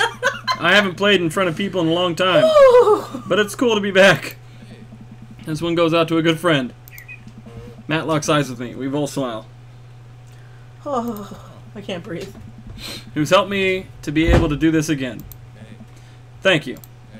This is an old one from Stillness the Dancing. Yeah, okay. The entire crowd excitedly jumps to their feet. Matt closes his eyes and starts playing an upbeat, intricate melody. The crowd sways to the music. Matt looks entirely at peace with a small smile on his face as he sings. After he finishes the song, the crowd insists on an encore. He ends up playing a few more tunes to an adoring audience before thanking everyone for coming out tonight. The moment he steps off stage, he gets mobbed by people. Everyone seems to be amazed that he's playing again. My cat looks very offended. That was beautiful, Michelle. I'm happy you like that noise. Damien and Hugo thread their way through the crowd to talk to me. That was amazing! It was clearly a sight. Do you make industrial darkwave ska? I made someone's dog go nuts. Do they make industrial darkwave ska? I'm not too sure if that genre exists, but it's never too late to start a band, apparently. I glance back over at Matt, who's hugging a bunch of people. They really seem excited to see him play. Oh. Well, yeah, he hasn't played since he lost Rosa. What? Ah. I didn't realize. It makes all sense why Matt is so reluctant to play. It must have taken so much for him to jump on stage with me just now. The crowd slowly filters out into the streets as the show ends. I decide to stick around a little longer to see if I can talk to Matt. That's gonna be my new ringtone. If someone makes it their ringtone, I swear to Jesus. Hey, I'm taking Carmencita to get ice cream. Is that okay if she Is it okay if she sleeps over? We're gonna paint our nails and start a punk band. You're a child. Amanda's 18. Yeah, but she's not. Yeah, go have fun. Just please don't wake up the neighbors with any biting truths about the government or whatever. Don't worry, we'll wake them up figuratively instead. I can't get over the fact that people love that noise I made. One more time for the crowd. No, I'm good. No. Amanda and Carmencita bump fists and head out. I spot Matt finishing up the conversation with a couple stragglers on their way out of the coffee shop. Hey, Matt! Hey, dude. Cha, dude. Need help closing up? I'd love that. Quick, let's fuck on the coffee. What? Matt and I stack up chairs and sweep the floor in silence. We carry the stage equipment back to Matt's van, where we see Pablo selling merch to a crowd of people out of his trunk. Shirts are the finest quality. Every step of the production from the thread to stitch overseas by yours truly. Graphic designs fit for a king. That kid's gonna go far. We head back to the coffee spoon, and Matt puts his finishing touches on the closing. When we're all done, Matt and I lean up against the counter. Thanks for saving me from myself up there.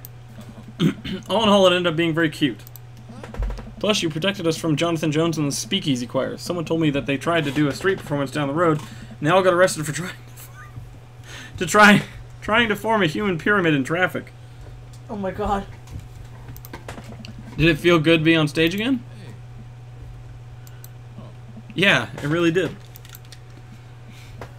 I heard that you stopped playing after your wife died. I didn't realize it had been that long. Yeah. Matt looks like he wanted to say something, but is having a hard time getting it out. He takes a deep breath. I'm not really a people person, obviously. Crowds make me nervous as hell, which is not exactly the best for performing live music. But when I was with Rosa, she lit the room. She lit the room up. I could follow her lead. After she passed, I was lost. Even touching a guitar hurt too much. Oh. I tried playing for people over and over, but the music would never come out, so I just gave up. I guess what I'm trying to say is, life wasn't this scary when I had someone in my corner. Someone I felt safe with. Oh. I hadn't felt like that for a long time. Until tonight. What changed? You. Aww. Blood rushes to my face. When I saw you looking so scared on stage, you reminded me of myself, and I don't want anyone else to feel that bad. But when I got up there and started playing, shut up, phone. Who's texting you? Fucking Brad. Oh, what's he saying? I don't know, none of your business. Probably something in the stupid group chat that they all have. I like Brad. I know, but when I got up there and started playing the first time in forever, I felt comfortable. I was having fun. I spent all this time being so afraid of performing that I forgot how much I loved it. Your strength gave me strength. Whether you were trying to or not, you got me out of my comfort zone, so thank you. Thank you for helping me realize that I can do this. I'm glad I could help. You coming on stage, I didn't think you would stick your neck out for me like that, especially considering all of this. That really means a lot to me. Well, you mean a lot to me. Oh, Matt, you're so nice. I actually do like Matt. He's cool. Matt and I, that's why he's my number 2 pick. Are you guys gonna fuck in the coffee shop? No. Matt and I locked eyes. He leans in and kisses me. Wow, that was fast! Quick and soft. He pulls away and covers his mouth. Oh God, I'm sorry.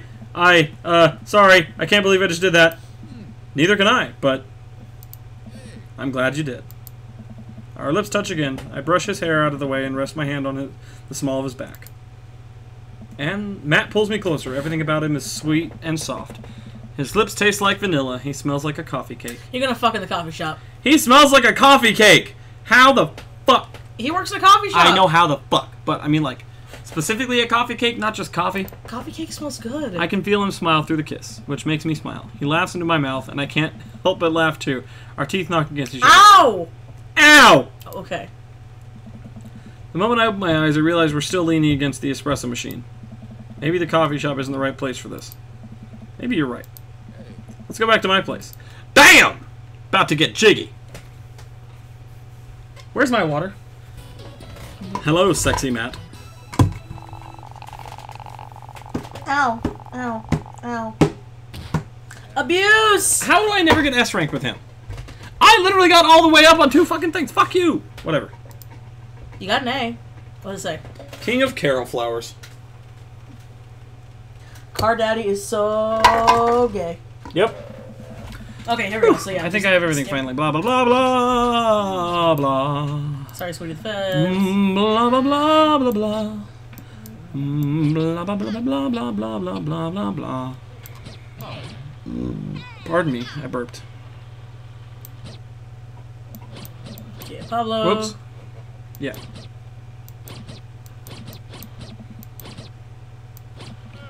Boom diggy boom diggy boom diggy boom diggy boom boom. Boom diggy boom boom diggy boom boom diggy bing bing bing bing bing bing diggy bing ding diggy bing. Fuck you, Joseph. Bing diggy ding. And phew. Bing diggy ding. Why does that always make you laugh? Because it's great. She's like meow, and she comes back. She's like pew pew. Robert. Good stuff. Whoa. No, let's just find a group of people that I can hang out with them. Fuck, I fucked that up. Oh well. Yeah. Be yourself. Don't worry about being cool. You'll find friends. And try not to kiss anyone who also has braces. You get stuck, kiddo. See, it happens. It wasn't just me. I've never had braces, so I don't know. Although I've kissed you with braces when we first started dating, and you're adorable. Yeah, and you didn't notice I got them taken off until like a week later. Well, that's because You were kissing me in that time! I know, but I just didn't notice because I'm a fucking derp, and your kisses make me go blah, blah, and I die. Michelle, what I'm trying to say is that when I kiss you, I forget the world exists. Now, what is a ringtone? Nothing. Totally bypassed that, guys. That was a really sweet, awesome little thing. I know. And she totally just said no, and I'm sad now. No. Get your hand out of my shirt. Get away from my nipple. No amount of fondling will take this back. No. But honey, I love you. Honey. I've already been letting it loose slowly throughout the night, and I've noticed it. So you can't even. Honey, why don't you love me? Honey, just play the game. Just play the game. Oh, it smells so bad. It smells like eggs. I told you. You don't even eat eggs. I told you. Hey, Amanda's dad. Carmencita's here, getting ready for high school. Got any advice? When you join band, pick the easiest instrument to carry. I'm still walking a little sideways from my sousaphone days. Flute it is! Alright, I'll leave you guys to it. Carmencita, me and Amanda still on for dinner with you and your pops tomorrow? Yes, we're already planning a carrot cake for you guys. I better keep making rounds. I leave the two to keep conspiring.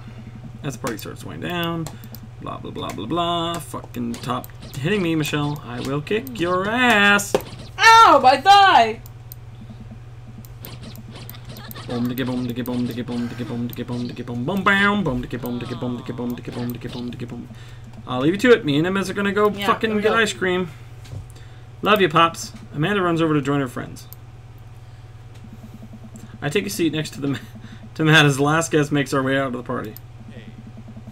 Seems like Amanda really enjoys this. Thanks for putting together such a nice surprise. What? Carmencita's middle school graduation is coming up in a year or two. I'm sure for the right fee I could put something together. Can you scratch my shoulder? Farther on my arm. On my arm. Up higher. Oh, right there. Oh, up and down, up and down. No, that's not up and down. Yes, right there. Ah. That's sideways, Cody. No, that's my back. Oh my God, Cindy Pop! I can't wait to see it. Only if I get to DJ. Matt looks down at his hands. It seems like he's done what he does that whenever he's trying to figure out the right words to say. Hey, I just wanted to say that. Oh gosh, this is gonna come out dumb no matter how I say it. So here goes. I haven't felt this happy in a long time. Aww. So sweet. Whoa. You brought out the best in me, and it wasn't just because of the ska. Although that was really cute. Oh. Every moment that we've gotten to spend together since we've met has been an adventure, and I just hope that we keep doing that. We make a pretty good team, you know. I mean, I'll let you handle the music playing. And the music singing. And actually pretty much everything related to music. But I can organize a party pretty well. I'm also good at kissing, so that's a big plus. That's true. You are very nice to kiss. I slide my arm around Matt and run my fingers through his hair, his sweet dreadlocks. Giving him a small kiss on the cheek. He giggles. See? That was a good one. Stop it, Michelle. You're Ow, my fingernail! Well, what the fuck? Well, you were fucking making noise. I'm trying to be all sweet and sincere with this guy. You're all fucking off over here. Where'd the fidget spinner go? I don't fucking know. You had it. Where'd you put the fidget spinner? Hey. Hey, I've actually been working on some new stuff. It feels great to be writing again. Oh man, Matt, that's amazing. I'd love to listen to it sometime. If you're comfortable sharing it with me. Maybe I could show you some new tunes I'm working on in the studio later. You know I'm going to insist that we add a horn section. Matt rests his head on my shoulder and sighs happily. You know what? I'd actually like that. Aww. That one was really nice. That was nice. Goth Daddy! I know. Now it's the piece de resistance. After we go through all the credits again. I don't think Amanda's a lesbian. I just think it's that, like, all the dads have daughters for the most part. The only one who doesn't is Hugo, and his son's an asshole. No. Oh, no, Lucian. I forgot. No, Lucian's Hugo and Lucian. I mean, Hugo and Damien both have dudes. Motherfuck. If Amanda Panda is a lesbian, she'd be a lug? What's a lug? I don't fucking know, but... What's oh my god, shirtless, sweaty, sexy Matt. Open mic night. Oh my. Open mouth night, more like it. He's playing for just you. Hugo and you fucked in the cheese place. Okay? you can't judge. That was amazing. That's what that picture implies, because it's like... Yes, I have a knee. Everyone has knees. Stop Knee. fingering Knee. my knee. Finger the knee. No. Knee No. fingering. No. No. No. Now it's time for golf, Dad. It's almost the end, guys.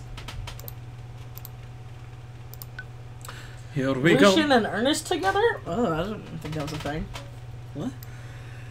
That is his son of Hugo. I mean, technically Lucian tried to kill him.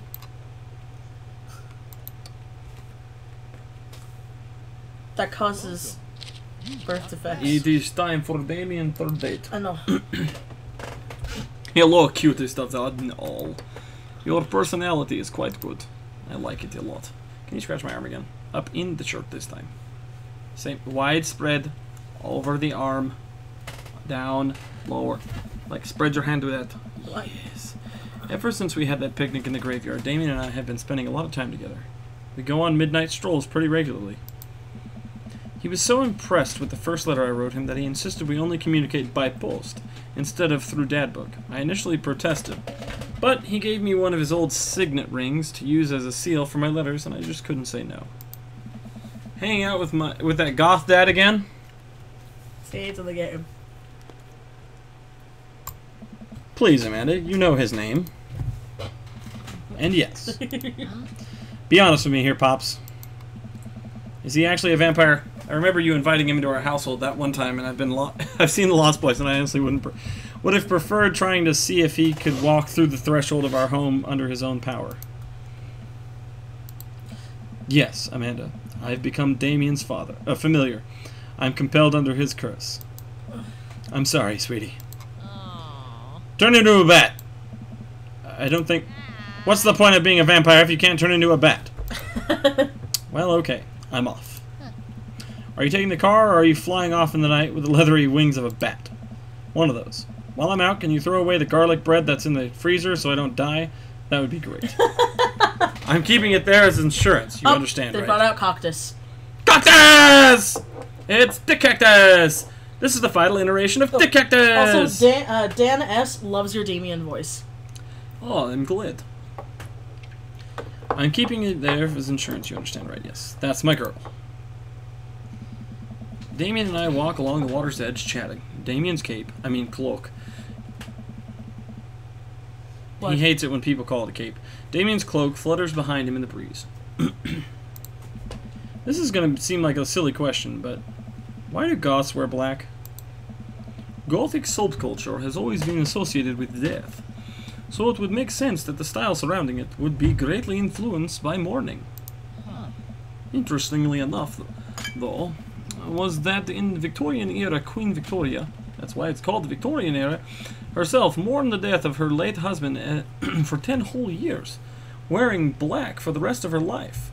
If that's not goth, I don't know what is. I have another question. Go ahead. How are you so comfortable with death? You mentioned in the graveyard that it helps you appreciate your life or something. Ugh. I've experienced several losses over the course of my life, and I truly believe the only manageable way to cope with it is to accept that death is simply a part of living. A single universal truth for every human who has ever lived. I am going to die. You are going to die. And life carries on without us. Doesn't that make you feel scared? Not at all. With the advances of modern science, death was everywhere in the Victorian era. And yet, funerals were major social functions. Victorians were obsessed with mementos of their loved ones, even going so far as to take elaborate staged photographs with their dead relatives. Minutity.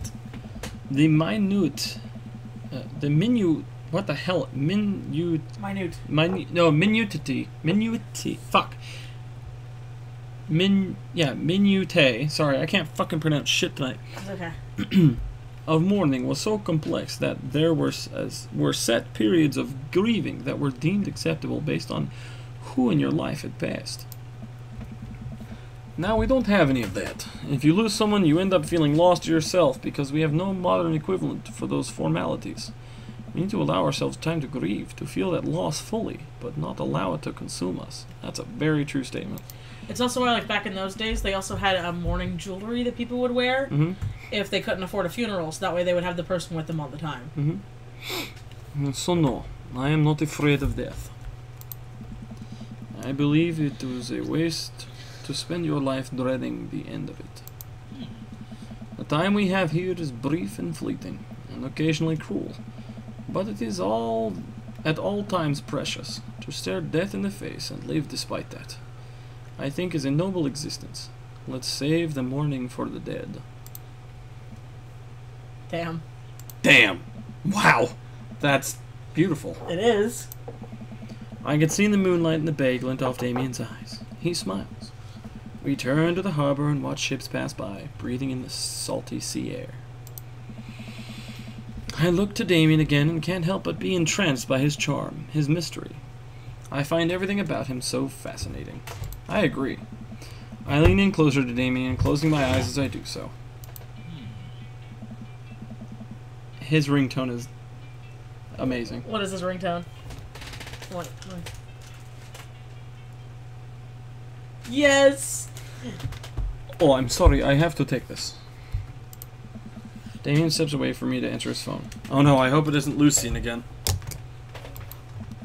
After speaking in his hushed tones for a few moments, Damien returns to me. Everything okay? There's an emergency. Lucian? No, thankfully. But I must take my leave.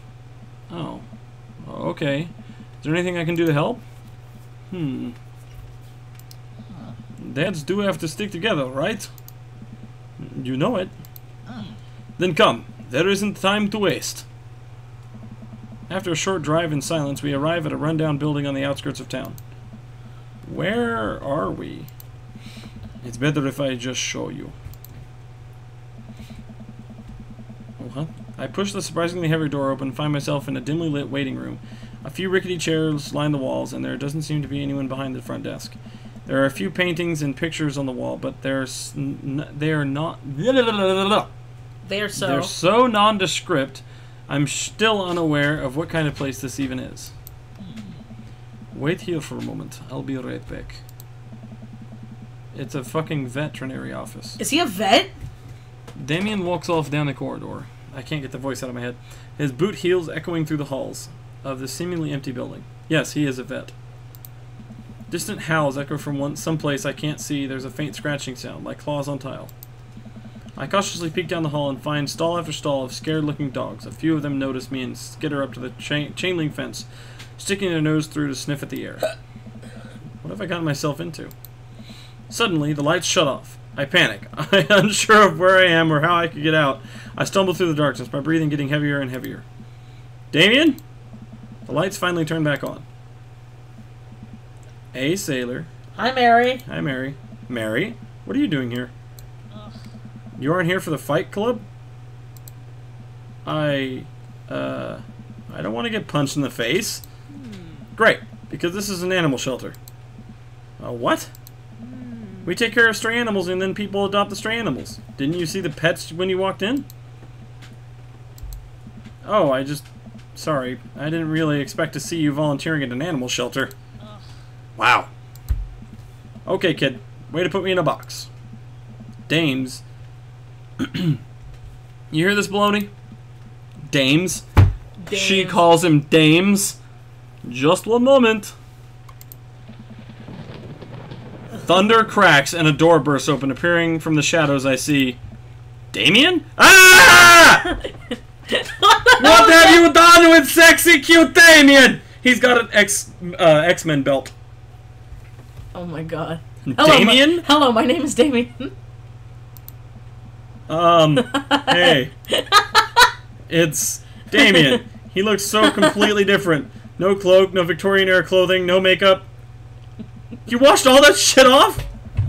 I wasn't planning to share this side of me until much later, but I'm not as goth as you think. Oh, Damien. I'm a systems administrator for the IT department of a realty company. What? What? I mean, like... I wear tennis shoes to work and listen to Bruce Springsteen. I enjoy going to the hardware store and looking at storage solutions, and I volunteer at this animal shelter in my spare time. I'm boring. I'm boring. Oh, Damien! I am fascinated with Victorian history and goth lifestyle. That much is true. It's just not all that I am, and I need you to know that. Oh my god. Oh, I hate to kill the moment here, but there's some pressing business that needs attending to. Oh, right. It's Duchess Cordelia. Again? Who's Duchess Cordelia? She's one of the pups. She gets out all the time. She somehow learned how to open doors and she's unstoppable. When did she get out? This morning. I went to go sing sea shanties to the cats. Mary, I love you. You know, Mary, I in the pegged you beginning of wrong. all this, I pegged you wrong. You are actually a okay lady. But when you said you went to go sing sea shanties to cats, I finally understand. Understand what? The fact that no matter what you do, if you live with a sailor, you will always be a sailor's wife. And you'll apparently sing sea shanties to cats. And when I came back, she had already bolted. Moving on. I want to see a video of someone singing sea shanties to their cat. I have to stay here with pets, so I need you two to go and find her. Of course. Where could she be? She always ends up running off to the same places. Here, let me draw you a map. She starts scribbling on the back of a pet adoption form. She's very smart, ruthless even. You need to stay on your toes and get her back by sundown, or else she turns into a werewolf and starts eating people. My finger itches. Damien, what happened to you? He's got a job. What? You're a perfect little peach, Cody. We just don't want her to be stuck outside when it's cold. Oh. I'll grab some treats, and we can hit the road. I don't care whether he's using that voice or not. He's using that voice forever. I want that Damien, but with this voice. Damien and I look over the map Mary created for us. This is great. Fucking the ocean or whatever. Aquarium. Shelter. Other nerds' house. Dames. Smalls. Mary's sick pad. Nerd's house. Kale! Coffee Dad. Kale. Mario Batili. So, let's see. Mary's sick pad. Smalls. That's Robert. Yeah. Damien's next to Robert. Mm-hmm. Other nerd's house. I guess that's Wait, you. that means Damien's house is literally right next to mine. I thought Robert's was next to yours. But he's a couple doors down, but that would be Oh, okay, so Damien's next to your house, I guess. Wait. No, wait. Yeah, because remember when you looked in Damien's window, you saw Craig bench pressing in his front yard. Unless you're in the middle of the cul-de-sac, so you're right there. You're by Coffee Dad and Mary's sick pad. But I was in Damien's house, and I saw him bench pressing in his front yard. Yeah, so that would make sense. Yeah, well, no shit, that's where Damien's house is. Yeah, so... But where's my house? One of these two is my house. Yeah, you're either Nerd's house or other Nerd's house. Well, I would assume Nerd's house would be... Anyway. Mary's map, ridden pretty. Softball field, coffee spoon. Dogs and kitty. And then ocean. Shelter, Bayside, the ocean or whatever. Northeast, shit. Southwest. So... Oh man, I'm Nerd's house? Oh, so you're Nerd's house. At least you're not other Nerd's house. Looks like you're moving up in the pecking order. So you are in the middle of the cul-de-sac. Yeah, so I'm right here. Yeah. So I'm next to... Yeah. So you're next to Matt and... Congrats, kiddo. Where should we head first? Ooh. This is going to be a time one again. Yeah, it is. God damn it, I hate these. I don't know where the cat would be. It's a dog. Dodge. Okay, well the shelter's there. Shelter. Maybe try the cul-de-sac? Or a softball field. Where would a cat go? A dog! Oh, it's a dog? I thought it was a cat. Fucking shit dicks, babe. Oh, right. I'm sorry. We will try the cul-de-sac for... What's the chat say? The character is saying, how? So, there's no help. Coffee spoon. I don't think the dog's gonna go there. Let's go to... Okay, well, you saved, right? Yes. Okay, so. Cul-de-sac. Amy and I exit the parking lot and start driving toward town. I look over to him. He seems concerned. Shouldn't be too hard to find the Duchess, right? She's a pretty big pup. Mary wasn't kidding when she said that dog is smart. Oh, that's Damien's voice. Mary wasn't kidding when she said that dog was smart. One time she correctly guessed the winner of the Kentucky Derby. What? How? It was a really great year for Bark Bark Bark. Fucking shit, Damien. I don't know. What do you think of the odds? What do you think our odds are, Cody? Oh, Abandon all hope, ye who enter here. He'll like that.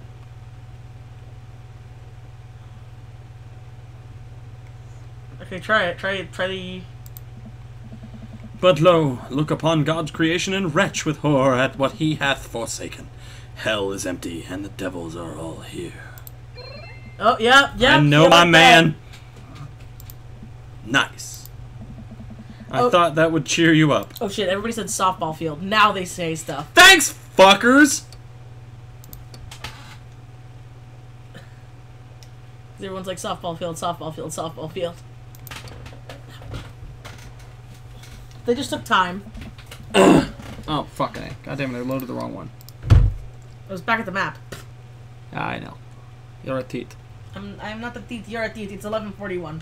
Fuck, I gotta go to bed soon. Ah. Dad tip number 77, don't smoke. Okay, so they all say softball field. Softball field, softball field, softball field, softball field. Either coffee spoon or softball field. Yeah. Should we do anything for Duchess? Yeah. See if the question's the same. Yeah. Yeah, okay, so then pick the one you know it's gonna work. Get those damn eggplants. Eggplants and wet. Nice. I thought that would cheer you up. Ow, my fucking finger. Let's just hope for the best. Let's just hope for the best. Oh, his glasses are gone now. We got this. We drive to the softball field. It looks like Craig's team is practicing. I wonder if any of the kids saw something. Craig spots us and jogs over. It's the child! It's River. Baseball bat slung over his shoulder. Is that really proper to have a bat whilst holding a baby? Hey bros, what's up? Craig, you wouldn't have happened to seen a dog around here, have you?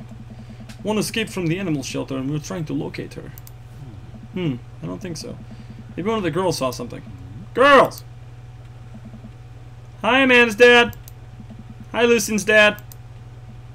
We have names. Girls, have you seen any dogs around? Yeah, a huge dog ran through here a second ago. We just missed it. Or you just missed it. We tried to play fetch with her, but she just looked at the softball and ran. I think she ate it, actually. She was a lot of dog. Here, take another softball. Might come in handy later. Many thanks, Craig. Okay, let's try the cul-de-sac. Let us try... Well, softball field. Next logical one would right, be with coffee spoon. Coffee spoon. We park in front of Matt's shop and walk inside. It seems like a slow day. Matt sits behind the counter, reading a book. Hey, Matt. I didn't expect to see you two today. What's up? Have you seen any stray dogs around? Can't say I have. You're looking for one? Can you describe them to me? Enormous. That pretty well covers it. Oh, I bet she's, Cool. I find stray dogs digging for food scraps in the alley out back sometimes. I'll be sure to keep an eye out. We head back to the car. Okay, let's see. Cul-de-sac? Hold on, let me save.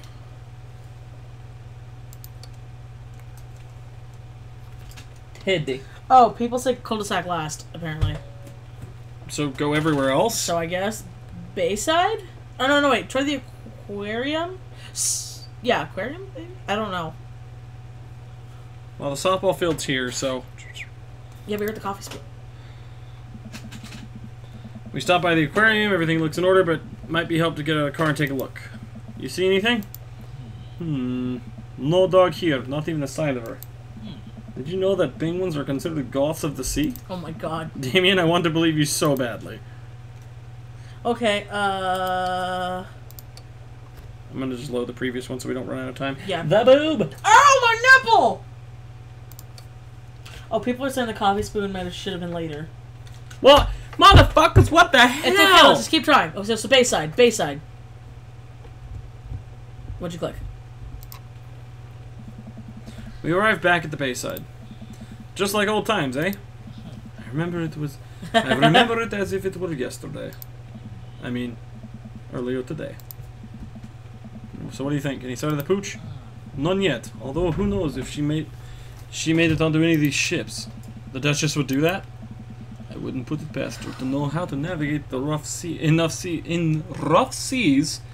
and without the compass. Very smart. Pops! Damien and I turned around to see my daughter. Amanda? What are you doing here? Did you think I just stayed inside all day, vegging out on the couch and watching TV? Oh, sorry. What are you doing? I'm heading home to go veg out on the couch and watch TV. Oh. Had to get a burrito first. Young miss, have you seen a dog around here?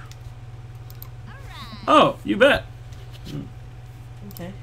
I saw a Pomeranian with a bow around his neck. I saw a big old Doberman named Henry and a stroller full of Yorkies, a Greyhound, a Golden Retriever. Did you see a Mastiff anywhere?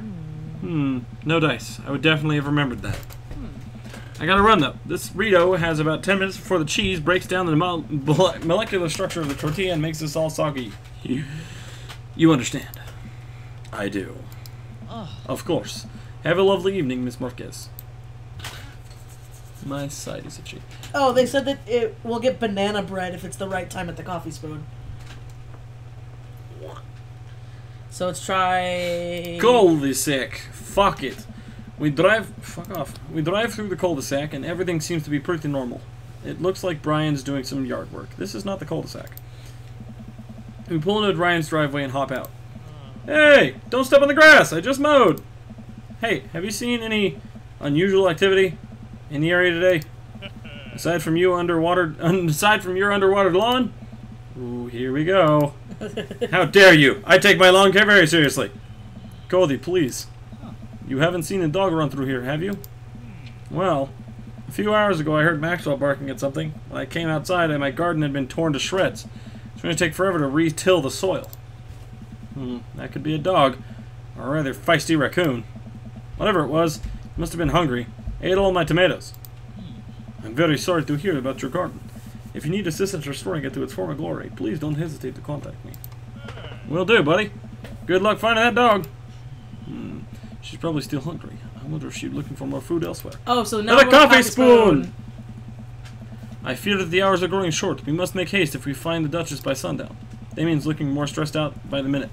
I gotta think of something to lighten the mood.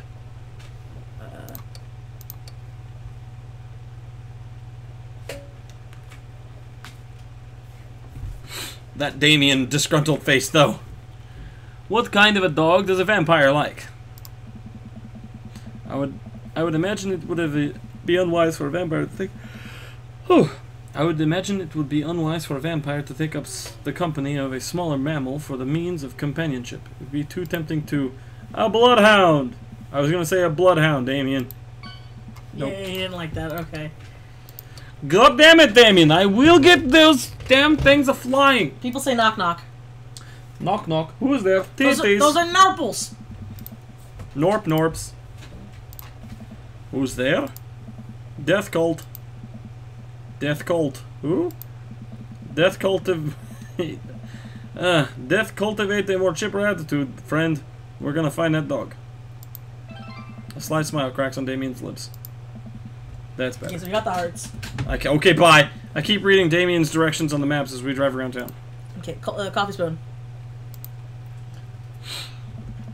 We get back inside the coffee spoon. Hey, Matt! Guys, I think I may have seen that dog you were looking for. You did? A brown mastiff? The size of a house? Yeah. I saw it digging through the trash in the back. It ran away when I tried to get closer, though. Did you see which direction it ran in? Matt thinks for a second. Might have been running east, I think. That pup tore through their 3 pans of old grateful banana bread. Want to take some for the road, just in case? Yeah. Sure thing. Mac packs up a slice. Thanks for the slice. The road slice. This grateful banana bread is gonna be some good. I think he meant to give it to you for the dog. Right. I meant it's gonna be so good for the dog to eat. I feel like we're out on the right track. Okay, you think? He said east. If we keep this up, we'll find the Duchess in no time. Hey, If you like dogs so much, why don't you have any? Lucien is severely allergic. I wouldn't put him through that. Oh. But there are still dogs in my life, so for that I am grateful. There's about to be one more dog in your life, buddy. Splendid attitude, Damien. Or splendid attitude, I read his name for no reason. Let us not waste any more time. Verily! It headed east. So east. Which means Coffee spoon. motherfucking cul-de-sac. So let's go to the cul-de-sac. Like, what the fuck? Or Bayside. What do you want to try? Fuck, I'm gonna save right here. Well, now we know what to do if we fucked up. If it gets too late, we can just reload at the start and be like, okay, softball field, softball field, cul-de-sacs, coffee spoon. You know. East from the coffee spoon is the cul-de-sac again. And then let's try the cul-de-sac, I guess, or Bayside. Check. They're not saying anything. Oh, cul-de-sac, cul-de-sac. Okay, cul-de-sac it is. We arrived back at the cul-de-sac to find everything looking normal, except... Uh-oh, Hugo's front door is wide open. Oh, no. She can't open doors. Clever girl. This is a classic Duchess Cordelia. A telltale sign. We should approach with caution. Whatever goes down in there, I've got your back. We creep up onto the porch and step inside. Nope. There, sitting in the center of Hugo's living room, like she owns the damn place, is one of the biggest dogs I've ever seen. Hello, doggo. How are you doing? And that's the puppy. You are not a puppo, you are a doggo. Oh? Well, she hasn't broken anything in here yet. Huh. Wonderful. Now all we have to do is get her on this leash on her before she tries to escape again and get out of here before Hugo comes home. Easy peasy. Duchess, come here. The Duchess eyes Damien warily. As he approaches, she begins to growl. She's on her guard. We'll need another plan.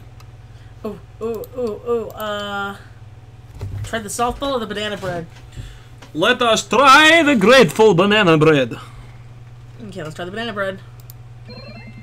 I reach into my pocket and pull out the slice of grateful banana bread Matt gave me. Duchess sniffs the air and hones in on the bread. Come here, girl. Nice and easy. I've got some yummy homemade vegan and possibly gluten-free banana bread, if it's what you're into. The Duchess cautiously approaches me and gives the bread a good sniff before gently taking it out of my hand and dropping it on the ground like dogs always do for some reason. She curls up and starts munching on the bread. Success! Damien walks up behind the Duchess and attaches the leash to her collar. She immediately notices and starts whining. It's time to go home now, Duchess. Damien gives a tug on the leash. She won't move. Duchess, what happened to our rapport? You and I used to be a bosom buddies. She still doesn't move. She's huge. There's no way we could even try to lift her. Well, this is a weird situation to be in. I think we're literally trespassing in our friend's house with this large dog. What are you nerds doing? Oh, it's gotta be Ernest stands in the doorway with a plate of pizza rolls. Oh no. Don't tell your dad about this. We're definitely not trespassing. What flavor are those pizza rolls? We're definitely not trespassing. I like the flavor of the pizza rolls. It's like, hey. Pepperoni blast? Nice. The Duchess notices Ernest and starts pulling against the leash. I'm gonna load another one because that's just funny. But still. I mean, how would you respond if you came downstairs to the sandwich and be like, so, what kind of sandwich is that? Why the fuck are you in my house? Why? Who's the dog? Why are you in here? We're definitely not trespassing. It looks like trespassing. Well, yeah. It just looks like that. Damien, what are we going? Or what are we doing? Trespassing. Okay, so he didn't like that. I have to give it longer to. Yeah. Pity. Stop touching my titties! Pity. It's almost midnight. And you got your midnight race tomorrow. No. Tonight's Thursday, not Friday. It's not Friday? No. Oh, it is Thursday. How weird. I'm definitely telling Hugo about this. Hey man, be cool. I am cool. Cool enough not to tell your dad? You're good. The Duchess notices Ernest and starts pulling up against the leash. Why is this dog in my house? It's a long... The Duchess suddenly breaks free from Damien's grip and hurls toward Ernest. Oh! Ah! Ernest and the Duchess fall off to the ground. Pizza rolls fly everywhere. This is bad! Ernest, are you okay? Ernest feeds the Duchess a pizza roll. Hey, she likes pizza rolls! Ernest sits up, but the dog keeps licking his face. Oh, hey. Hugo stands at the door, looking like he's at a loss for words. Hi, Hugo. Sweet Manchego. Sweet Manchego! He just said that. Why are you guys... Whose dog is this? It's a long story, but it involves a large dog who knows how to open doors. Boof! Hugo, may I present to you Duchess Cordelia? I don't know. How do you do? Borf! We're friends! The Duchess looks at Ernest's face. She's from the local animal shelter. She got out and we've been chasing her all around town. Your house is her final stop. Dad, can we keep her? He called him Dad. Oh yeah, he called him Dad! Ernest, I don't know if we're set up to take care of a... Huh? Wait, did you just call me Dad? Even he was like Dad! Come on, please! Look how cute she is! See, at the root of every shit fuck, there's also a good kid. You look a lot better with a smile, you fucking zit-faced fucklord. Who vapes? Listen, you little pube. Shut up. I have Not you, him. I have a Rottweiler. We don't have a dog. We have chinchillas. Come on, please. I love Doge. I have a small Doge. No, it's your dad's dog. It's Well, not she our is dog. still my Doge. No. Her name is Peanut. When we move out, the dog's not coming with us. I know, but she's still my Peanut. She's your dad's Peanut. She's a bean. Come on, please. Look how cute she is. Hugo sighs. We had been talking about adopting a dog for a while, but you have to promise me you'll take care of her. Yeah! I'll give her all the pizza rolls her little heart desires. I suddenly remember what's on the back of this map and pull a pen out of my pocket. Got the forms ready for you, if you're interested. I'll even waive the adoption fee since, you know, we technically broke into your household. That was Damien. Well, alright. Oh, that was Damien. Shit. That's fine. Well, alright, it's a deal. Hugo steps out onto the porch with us and signs the release form. The form, while Ernest plays with Duchess inside. He sure seems to be happy with his new friend.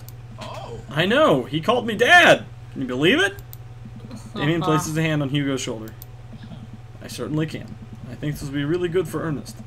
It should teach him some responsibility. You should probably look into getting some better locks on your doors, though. The Duchess is a wily one. But do right by her and she'll love you two forever. Thank you.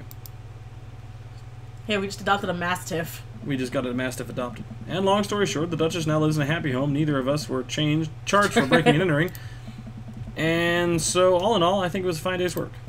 Nice work, you two. Cody, you could be a valuable asset to our team of volunteers, you know. If you ever feel like petting some puppies, hit me up. Why'd you spank my ass in that comment? Because it's petting puppies. My ass is not puppies. No, but it's great to pet.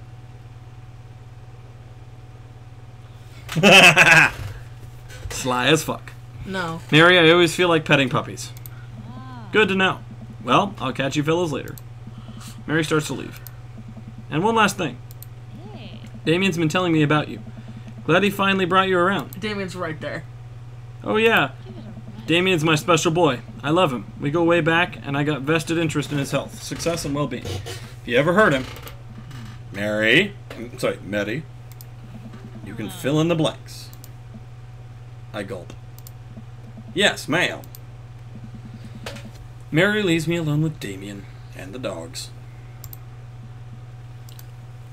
So, about the whole golf thing, I completely understand if you aren't interested in me anymore. Oh no, Damien! What? I am missing something here. No, am I? I'm sorry. Am I missing something here? I'm not the cool goth prince. I'm boring. I own 5 pairs of tennis shoes. I wear dumb glasses. Don't you care? He looks so nervous. No, you sweet muffin lord, I love you. Damien, do you really think I only like you because of all the goth stuff? That's all cool, but the best thing about you is how passionate you are about the things you love. Damn right! History, art, Victorian fashion, dogs, storage solutions. It doesn't matter what it is, you care. And that's awesome. It is awesome. That's why I picked him as my #1. Yep. And also, the glasses are very cute. Fucking greed. I love glasses. I love girls with glasses because they're cute as fuck. I need new glasses. And depending on the guy, guys are also cute with glasses. Especially Damien. You're not boring. You have Naruto fanfics. Yeah, you write them. You don't think I'm boring? No, at all? Damien. If you're boring, then I don't know what that makes me. I spend too much time online shopping for flashlights. I get excited to mow my lawn on Saturdays. I get cranky about commercials being too loud. I've even been thinking about making my own peanut butter. Okay, to be fair, making your own peanut butter is really fun. And maybe we can be boring together? I'll be boring with you anytime. It would never be boring if I was with you. Aww. That is sweet. Damien suddenly closes the gap between us and pulls me into a hug. He buries his face in my shoulder. His hair smells like lavender and rosemary. Oh! Calm down! God damn! You don't smell like lavender and rosemary. You smell like man and mint. What? I was so scared you wouldn't like me. Quite the opposite. I like your smell. Mm-hmm. Get the fuck away from me. You want Damien.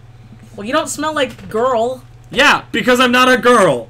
And I work on fucking cars all day. You know what cars entails? Yeah. Metal, gasoline, grease, and the general discomfort of being hot all the time. I know. And I've gotten used to that smell. Damien pulls away for a second and looks me in the eyes. Without the colored contacts, his eyes are so dark and soulful. Aww. He asked. May I kiss you? Does it have bat wings? Does a bat have wings? Thou art welcome. Thou art welcome. You saved, right? Of course I saved. Pity. Okay, hold on. Verily, you may take upon yourself the... You know what? Just kiss me. He smiles slightly and leans in, giving me a gentle kiss. Oh. Damien pulls away and gives me an intense look. Oh God! Do you want to... In the broom closet? do the horizontal monster mash? Oh my God. Help me take care of the puppies? Yes! What a great date! Oh, wait. And he's back! Damien and I arrive back at the cul-de-sac, our fingers intertwined like a proper gentleman. He walks me to my doorstep. Oh. This was lovely. Thank you. Thank you for understanding. Thank you for everything. I'm very happy I can be myself around you. I'm glad, but I have one request. What's that? Can we keep sending each other letters? But of course! Hey, I say but of course. Damien kisses me one last time before turning around and heading home. Oh. Swoon. America runs back to the couch from the window and tries... America. America! All of America turns back. The Monster Mash, Cody? Really? Nah. Amanda runs back to the couch from the window and tries to look as nonchalant as possible. Hello, Father. I was sitting here on the couch the entire time. Hi, Amanda. Oh. So... Are you guys, like... starting a vampire coven together? Oh, plot twist. Mothman. Damien's actually Mothman. I didn't see it coming either. Genius. Well, whatever's happening, I'm really glad you two are happy. You deserve it, Dad. Aw. Aw, shucks. That's the only time she's ever said anything about a dad that I've been Yeah, now that I with. think about it, yeah. I'm gonna head to bed. Catch you in the morning? Sure thing. I make my way to my room and fall into my bed with my heart full, excited for the days to come.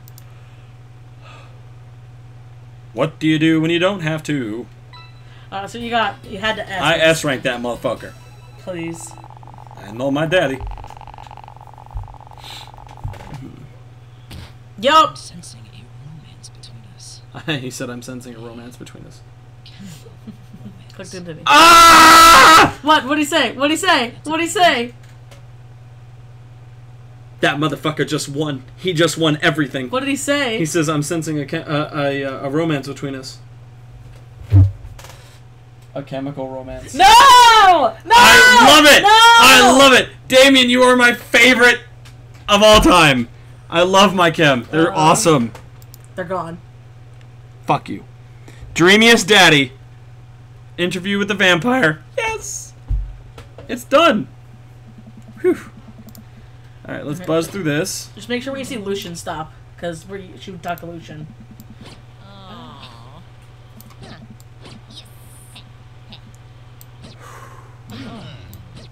Hello, everyone. Oh, hi! Look, no, look, Damien. He's wearing his outfit. Hey!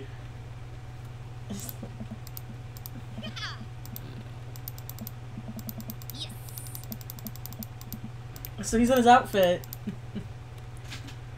How fun. Okay, Pablo's doing that, yeah. Mary. Oh, wait. We have a really fluffy Simon, yeah, whatever. I don't know what that is. Right now. His name's Harold. Loves belly rubs. He always tries to lick your face if you get too close. Oh, it's a dog. Mrs. Christensen, thank you so much for telling me in great detail about every dog currently at the animal shelter. Please tell me about the Afghan with 3 legs again. Sure. Quadro. Quattro, we call him. It's one of those ironic nicknames. You know, if you're really interested, I could probably steal one for you. Really? Nah, but I could get you in to meet all of them. We always could use extra hands around the shelter. And if those extra hands also happen to steal a dog, I'm glad you two are able to bond over cute dogs. Really warms my heart. Dad, we're having a moment. Hey, sailor. Your kid's a good egg. Where's your goth prince? You two are always attached at the hip these days. He's around. Stellar. Oh yeah, some people say that they think that like Mary and Damien were like brother and sister. Maybe. Mary turns her attention to Amanda. Wait, who the fuck was the one that was supposed to be trans? I think it was Damien. Mary turns her attention to Amanda. I think. I'm not sure. It's not too hard to sneak a dog into college. Trust me. I did it plenty of times back in the day. At one point I had 3 cats living in my dorm. I decided to leave them to it. All of a sudden, a huge dog leaps into my arms. Duchess! Hugo and Ernest run up to me. The Duchess gives me my face a few broad licks and hops down. We're working on that. Got her in disciplinary classes. She's a wild spirit who runs where she may. I don't mind at all. Looks like the 3 of you are getting along nicely. She's a valuable addition to the clan. If I hold up my homework in front of her, she'll eat it. Cool. We'll deal with that later. Duchess Cordelia spots a squirrel and darts across the yard. Ernest follows her, laughing. He's actually been a lot more manageable lately. I think taking care of the dog is good for him. Thanks for breaking into my house, I guess. Anytime. Cody! Brian, you made it. Haha, I don't pass a good match. I got the same, so. Well, I want to slow this one down because I usually end up passing shit that way. Okay. Yeah, okay. Furious clicking! Craig, you're great, but you're not my top 3 as I accidentally did. Yeah, Tumblr's cool. Tumblr's cool. Just tag me in it or put me in the tags or something so I can see it. Let's see. Fuck you! Your wife is way cooler than you, even though at the beginning I thought she was a harlot. Okay, yeah, everybody says that Damien's the one that's confirmed trans, but I wonder if like in the game they say it. Or not. So wait, if he's confirmed trans, does that mean... Like, okay. Female to male. He would have to be female to male. Yeah. Wait, didn't you say Damien had a really feminine voice? Yeah. Maybe that's why. Well, but, okay. So then I guess Lucien, who looks like him, her, them. Anyway. Well, no, him. Yeah. You know. It's true. Lucien either could be biological or could be adopted.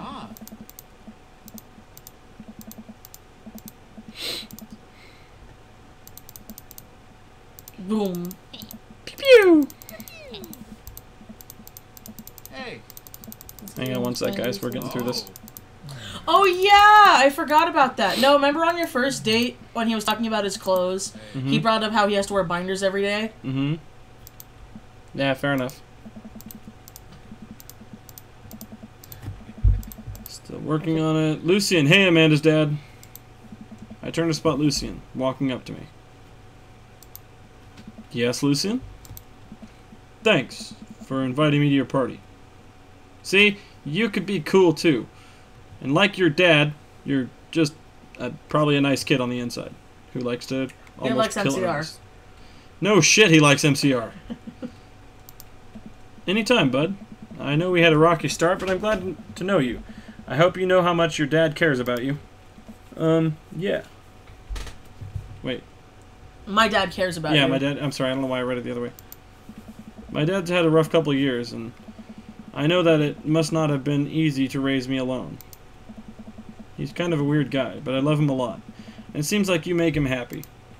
So, you're cool in my book. See? Good kids. Thank you, Lucian. That means a lot to me. Sure.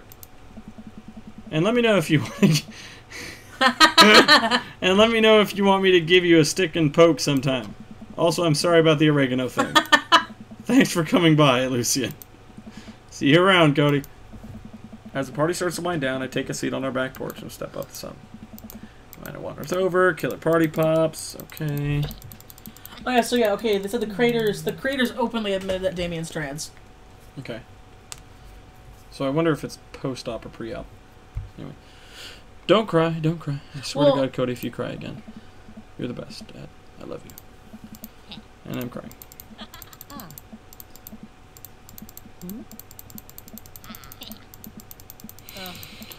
Okay. I glance over to the backyard, where Damien is sitting on a bench beneath our cherry blossom tree. He smiles at me. I'll leave you to it. Me and the Emmas are going to go get ice cream. Okay, guys, this is the last one. Pew-pew. Actually, now that I think about it, he probably would be pre-op because he still uses binders. Probably. Because binders are... Wow, so this is the only heterosexual one. I mean, not really. No, but I mean, like, in terms of like, if you based it on... Genitalia, yeah. Genitalia, yeah. Because, yeah, binders are used to push your... titties away, yeah. I know. Love you, Pops. Amanda runs off to join her friends. I'm female to male, by the way. Oh, that's cool, Dusk V. Johnson. Oh, hey, badass. I have a friend who's female to male, too. And I have a friend who's male to female, as we've recently discovered. Yeah. He finally... I mean, sorry. She is on HRT. Finally went on HRT. Known her... It's going to take you some time. Since we were 12. Yeah. Yeah, it's... Cody isn't really around. I'm not trans used people. to it yet. It's not a bad thing. My vernacular has to change. Yeah. Though. No, but see, you don't do it on purpose. There are people who do it on purpose. Yeah, no, I mean, assholes. Yeah, I told her that if she ever got the op, that she had to make a deal to me that I'd be the first one to. We had an old joke back in the day, and I'll get to this after we do the Damien thing, but I'll tell you about it in a second. Anyway, I take a seat next to Damien as the last guest makes their way out of the party. Yeah, he's a gay trans guy, so he's only attracted to men. Yeah. Anyway. Yeah. Did you know that in the Victorian era, they would call benches seedy boys? What? Really? I'm kidding, Cody. But what if? It's good to see you in your civvies again. Thank you. I had a revelation the other day, Cody, and I think it was largely due to your continued influence upon me. There is a version of myself that might be embarrassed to show you in my true form, my information technology form. But what you said about me, about how my passion was what you truly admired, that emboldened me to feel like myself regardless of how I choose to dress and act. Instead of separate entities, they are simply different facets of myself. A three-dimensional human being with his own thoughts, wants, and needs. I love dressing the way I do. But feeling constricted by what I thought was my own personal brand name made me lose sight of why I did this in the first place. To make myself happy. I place my hand on Damien's and feel a light squeeze. Looking up, I'm greeted by Damien's warm smile. Wow! That is the first time I've seen him smile like that. That's great. I'm trying to be more comfortable with who I am, rather than dwelling on who I could be to other people. I can't stop smiling. I'm so proud of him. Damien, I'm so happy you've realized that you can be a dog-loving goth. Me too, Cody. Me too. I feel myself inching closer and closer to Damien. I go to brush a lock of hair out of his face, and I'm shocked at how soft it is. How is your hair so soft? Dog shampoo. I keep running my hands through his hair as he leans closer to me, placing a hand on the side of my face. He strokes my cheek with his thumb. You know, public displays of affection were considered scandalous in the Victorian era. He pulls me in for a kiss. But I think I can make an exception for you. Oh, that was so sweet. I know. Well, it's over. You did all the dads. I have done all of the dads. Damien is my favorite. Yeah, I love Damien's. Yeah. He is the dad that I would dad with. Yeah. He's so cool. Yeah. Oh my god. What's his picture? Amazing. Shall we have a Cute. moonlit stroll in the graveyard? That explains why his isn't like a topless picture either, because like all the other dads are pretty much topless. Yep.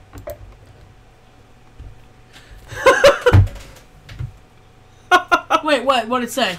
Nothing, it didn't say anything. I just realized something. What? Okay. So, all of the dads in this entire thing. And I picked the one that started life as a chick. Mm-hmm. The, just why? like, not it's a bad thing, don't get me wrong, no, I'm just saying, like, that is so obscure. Like, that's cool that they made that whole thing happen, like...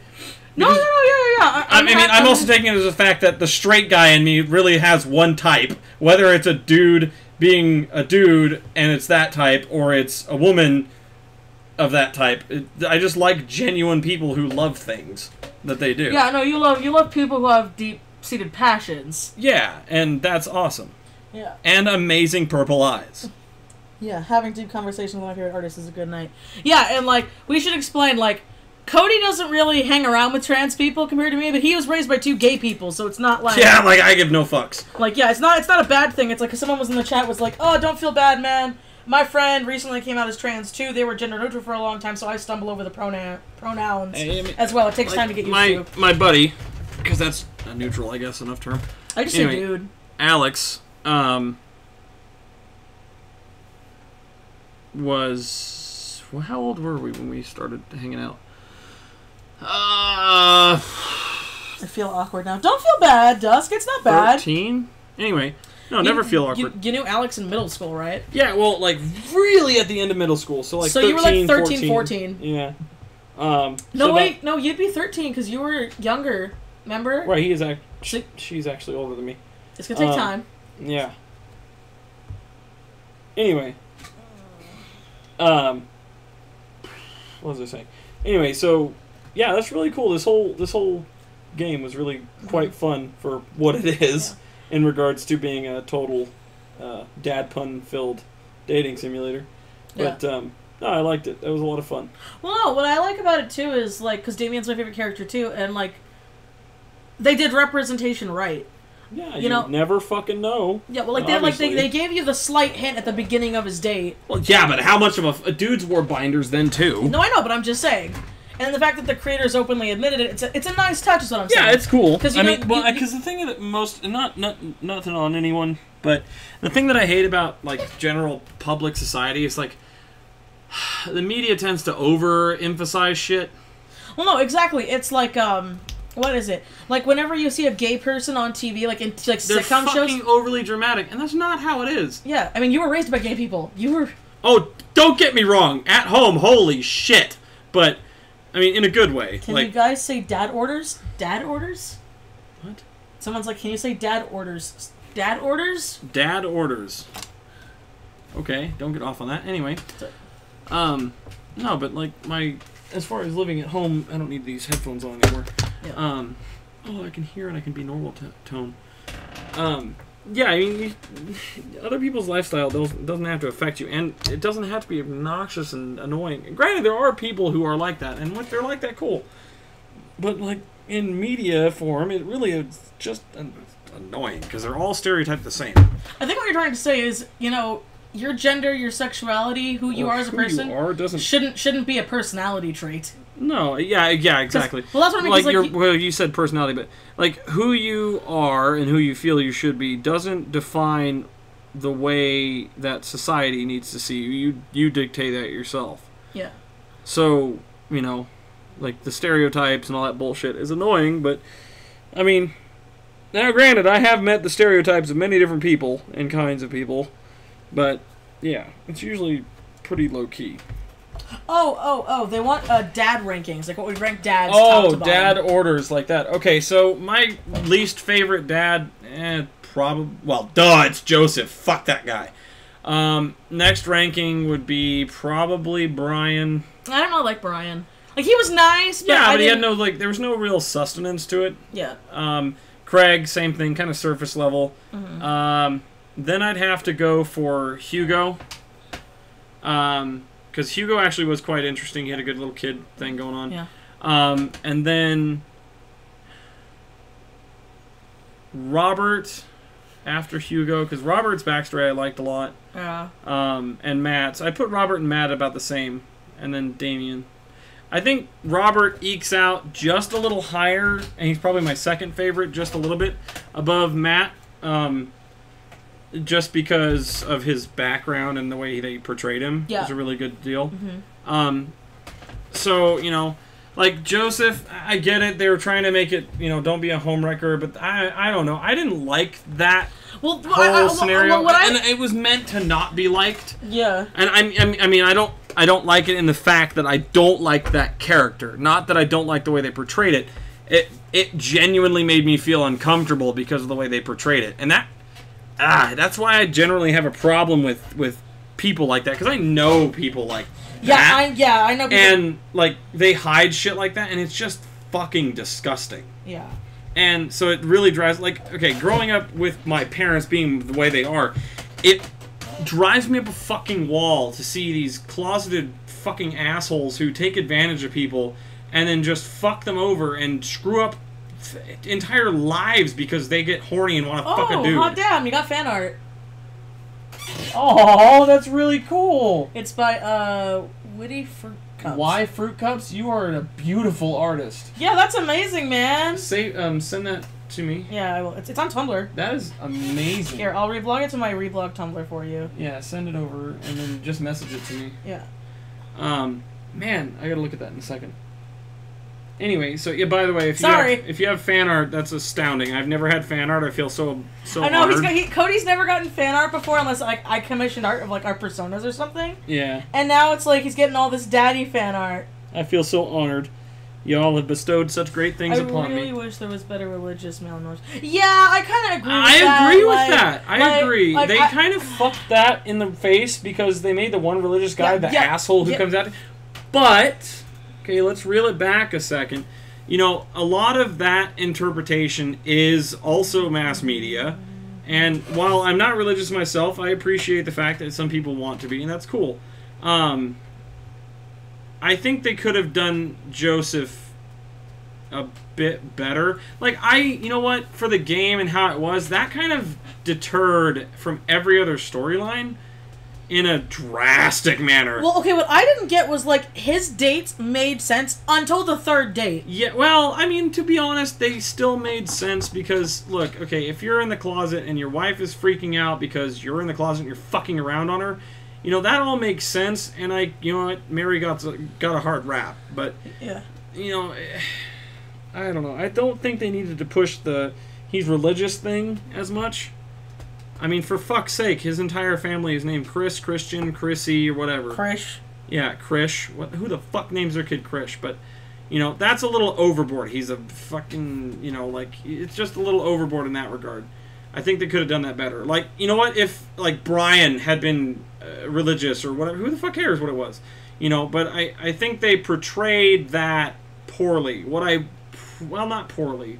Because that is actually, they portrayed it exactly how a lot of the world sees closeted gay Christian men and how they feel they all are, and especially with the homophobia around, you know, the way the church reacts and things like, well, some, not all, some. Yeah, I mean, there are a lot of churches out there that accept gay people, but it's like, yeah, you pick like. I mean, they stereotype the religious thing on him really hard, and that kind of sucks. I really would have liked his character, and like I liked his character to begin with in terms of the way he was acting and how he was and everything, but I really wish they would have gone a different direction with maybe, I mean, I don't know, to add to the storyline, Mary was a key component to it. I mean, she was the only other female besides children.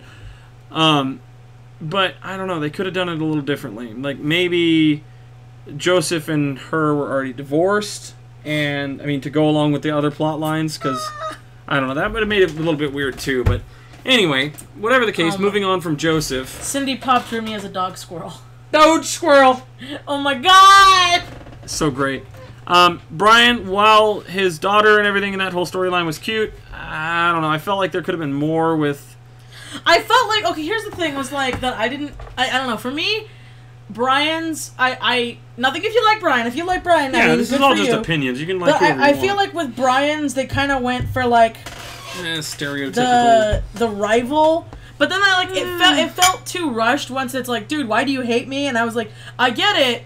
But at the same time, it's like, you went from that to suddenly let's fuck on the beach. Yeah, that was a little bit harsh. And so that I felt was kind of weird. I kind of felt like that with Joseph's. I mean, I feel like, yeah, I think I feel like rushed those two characters' storylines. Well, they tried to go with on Brian. They tried to go with like a competitive kind of thing, but you didn't really feel like a chemistry to it. Yeah, I think. And Joseph especially didn't have any chemistry at the later part of it. Like, holy fuck, my character's writing totally went AWOL. No problem, Dusty Johnson. Sleep tight. Have a good night. Thanks for being chill and supportive too. That's all. I'm Christian, I believe it. Okay, so I have this fun fact that I asked a Christian friend, and he agreed with me. If God really hated homosexuals, why is it that the guys' G-spot's in their asshole? No, I'm being honest here. I know. Like I find that funny that God would put the G-spot in a dude's asshole if sodomy's bad. Yeah. I don't know. That was always a fun fact that I thought was funny. Like, I don't know. Plus, it's like a thing with the Bible too. Like, nothing if you're religious. Like, cool for like people being religious. I'm spiritual. Cody's kind of, you're agnostic, huh? My religion is car. Yeah, his religion's car. But I always feel like, you shouldn't use religion to be a good, like, you should be a good person. And then also be religious if you want to. Yeah, not be, I'm a good person because I'm religious. Something. Like, that, everyone... Oh my god, I just died laughing. What? About the G-spot asshole About the G-spot in the asshole. It's true! It's very true. But, like, that holds true with a lot of things. People find self-worth in what they do, and that's fine. Mm-hmm. But that shouldn't, I mean, in regards to an institution such as a religious institution, shouldn't identify you as who your personality has to be. I mean, unless that is you. But, I don't know. I really don't have much of a following for religion, mostly because of my upbringing and some not because of my upbringing in one case, because we never really went to church. Well, we never went to church once at all, ever. But I went to church with friends' families, and it always struck me as, I don't know, just weird to me. Not in a bad way, but like to me as a person, I didn't feel like... Well, you never felt that connection people talk No, I about. never have felt. The only connection I've ever felt with any upper being is something unrelated and totally involving cars and a specific way you drive them and a feeling you get from that. But anyway, I guess if there's a higher purpose that people need, then... the internet cut out. Huh? Live stream offline. Oh. Well, we'll continue this later. I guess we'll have another debate day, you guys. It was fun playing. I love you all. We'll, me and Michelle will do another thing, Yeah. but since you all cut out, we'll come back. Bye. Well, our internet cut out. Our internet cut out, guys. Bye.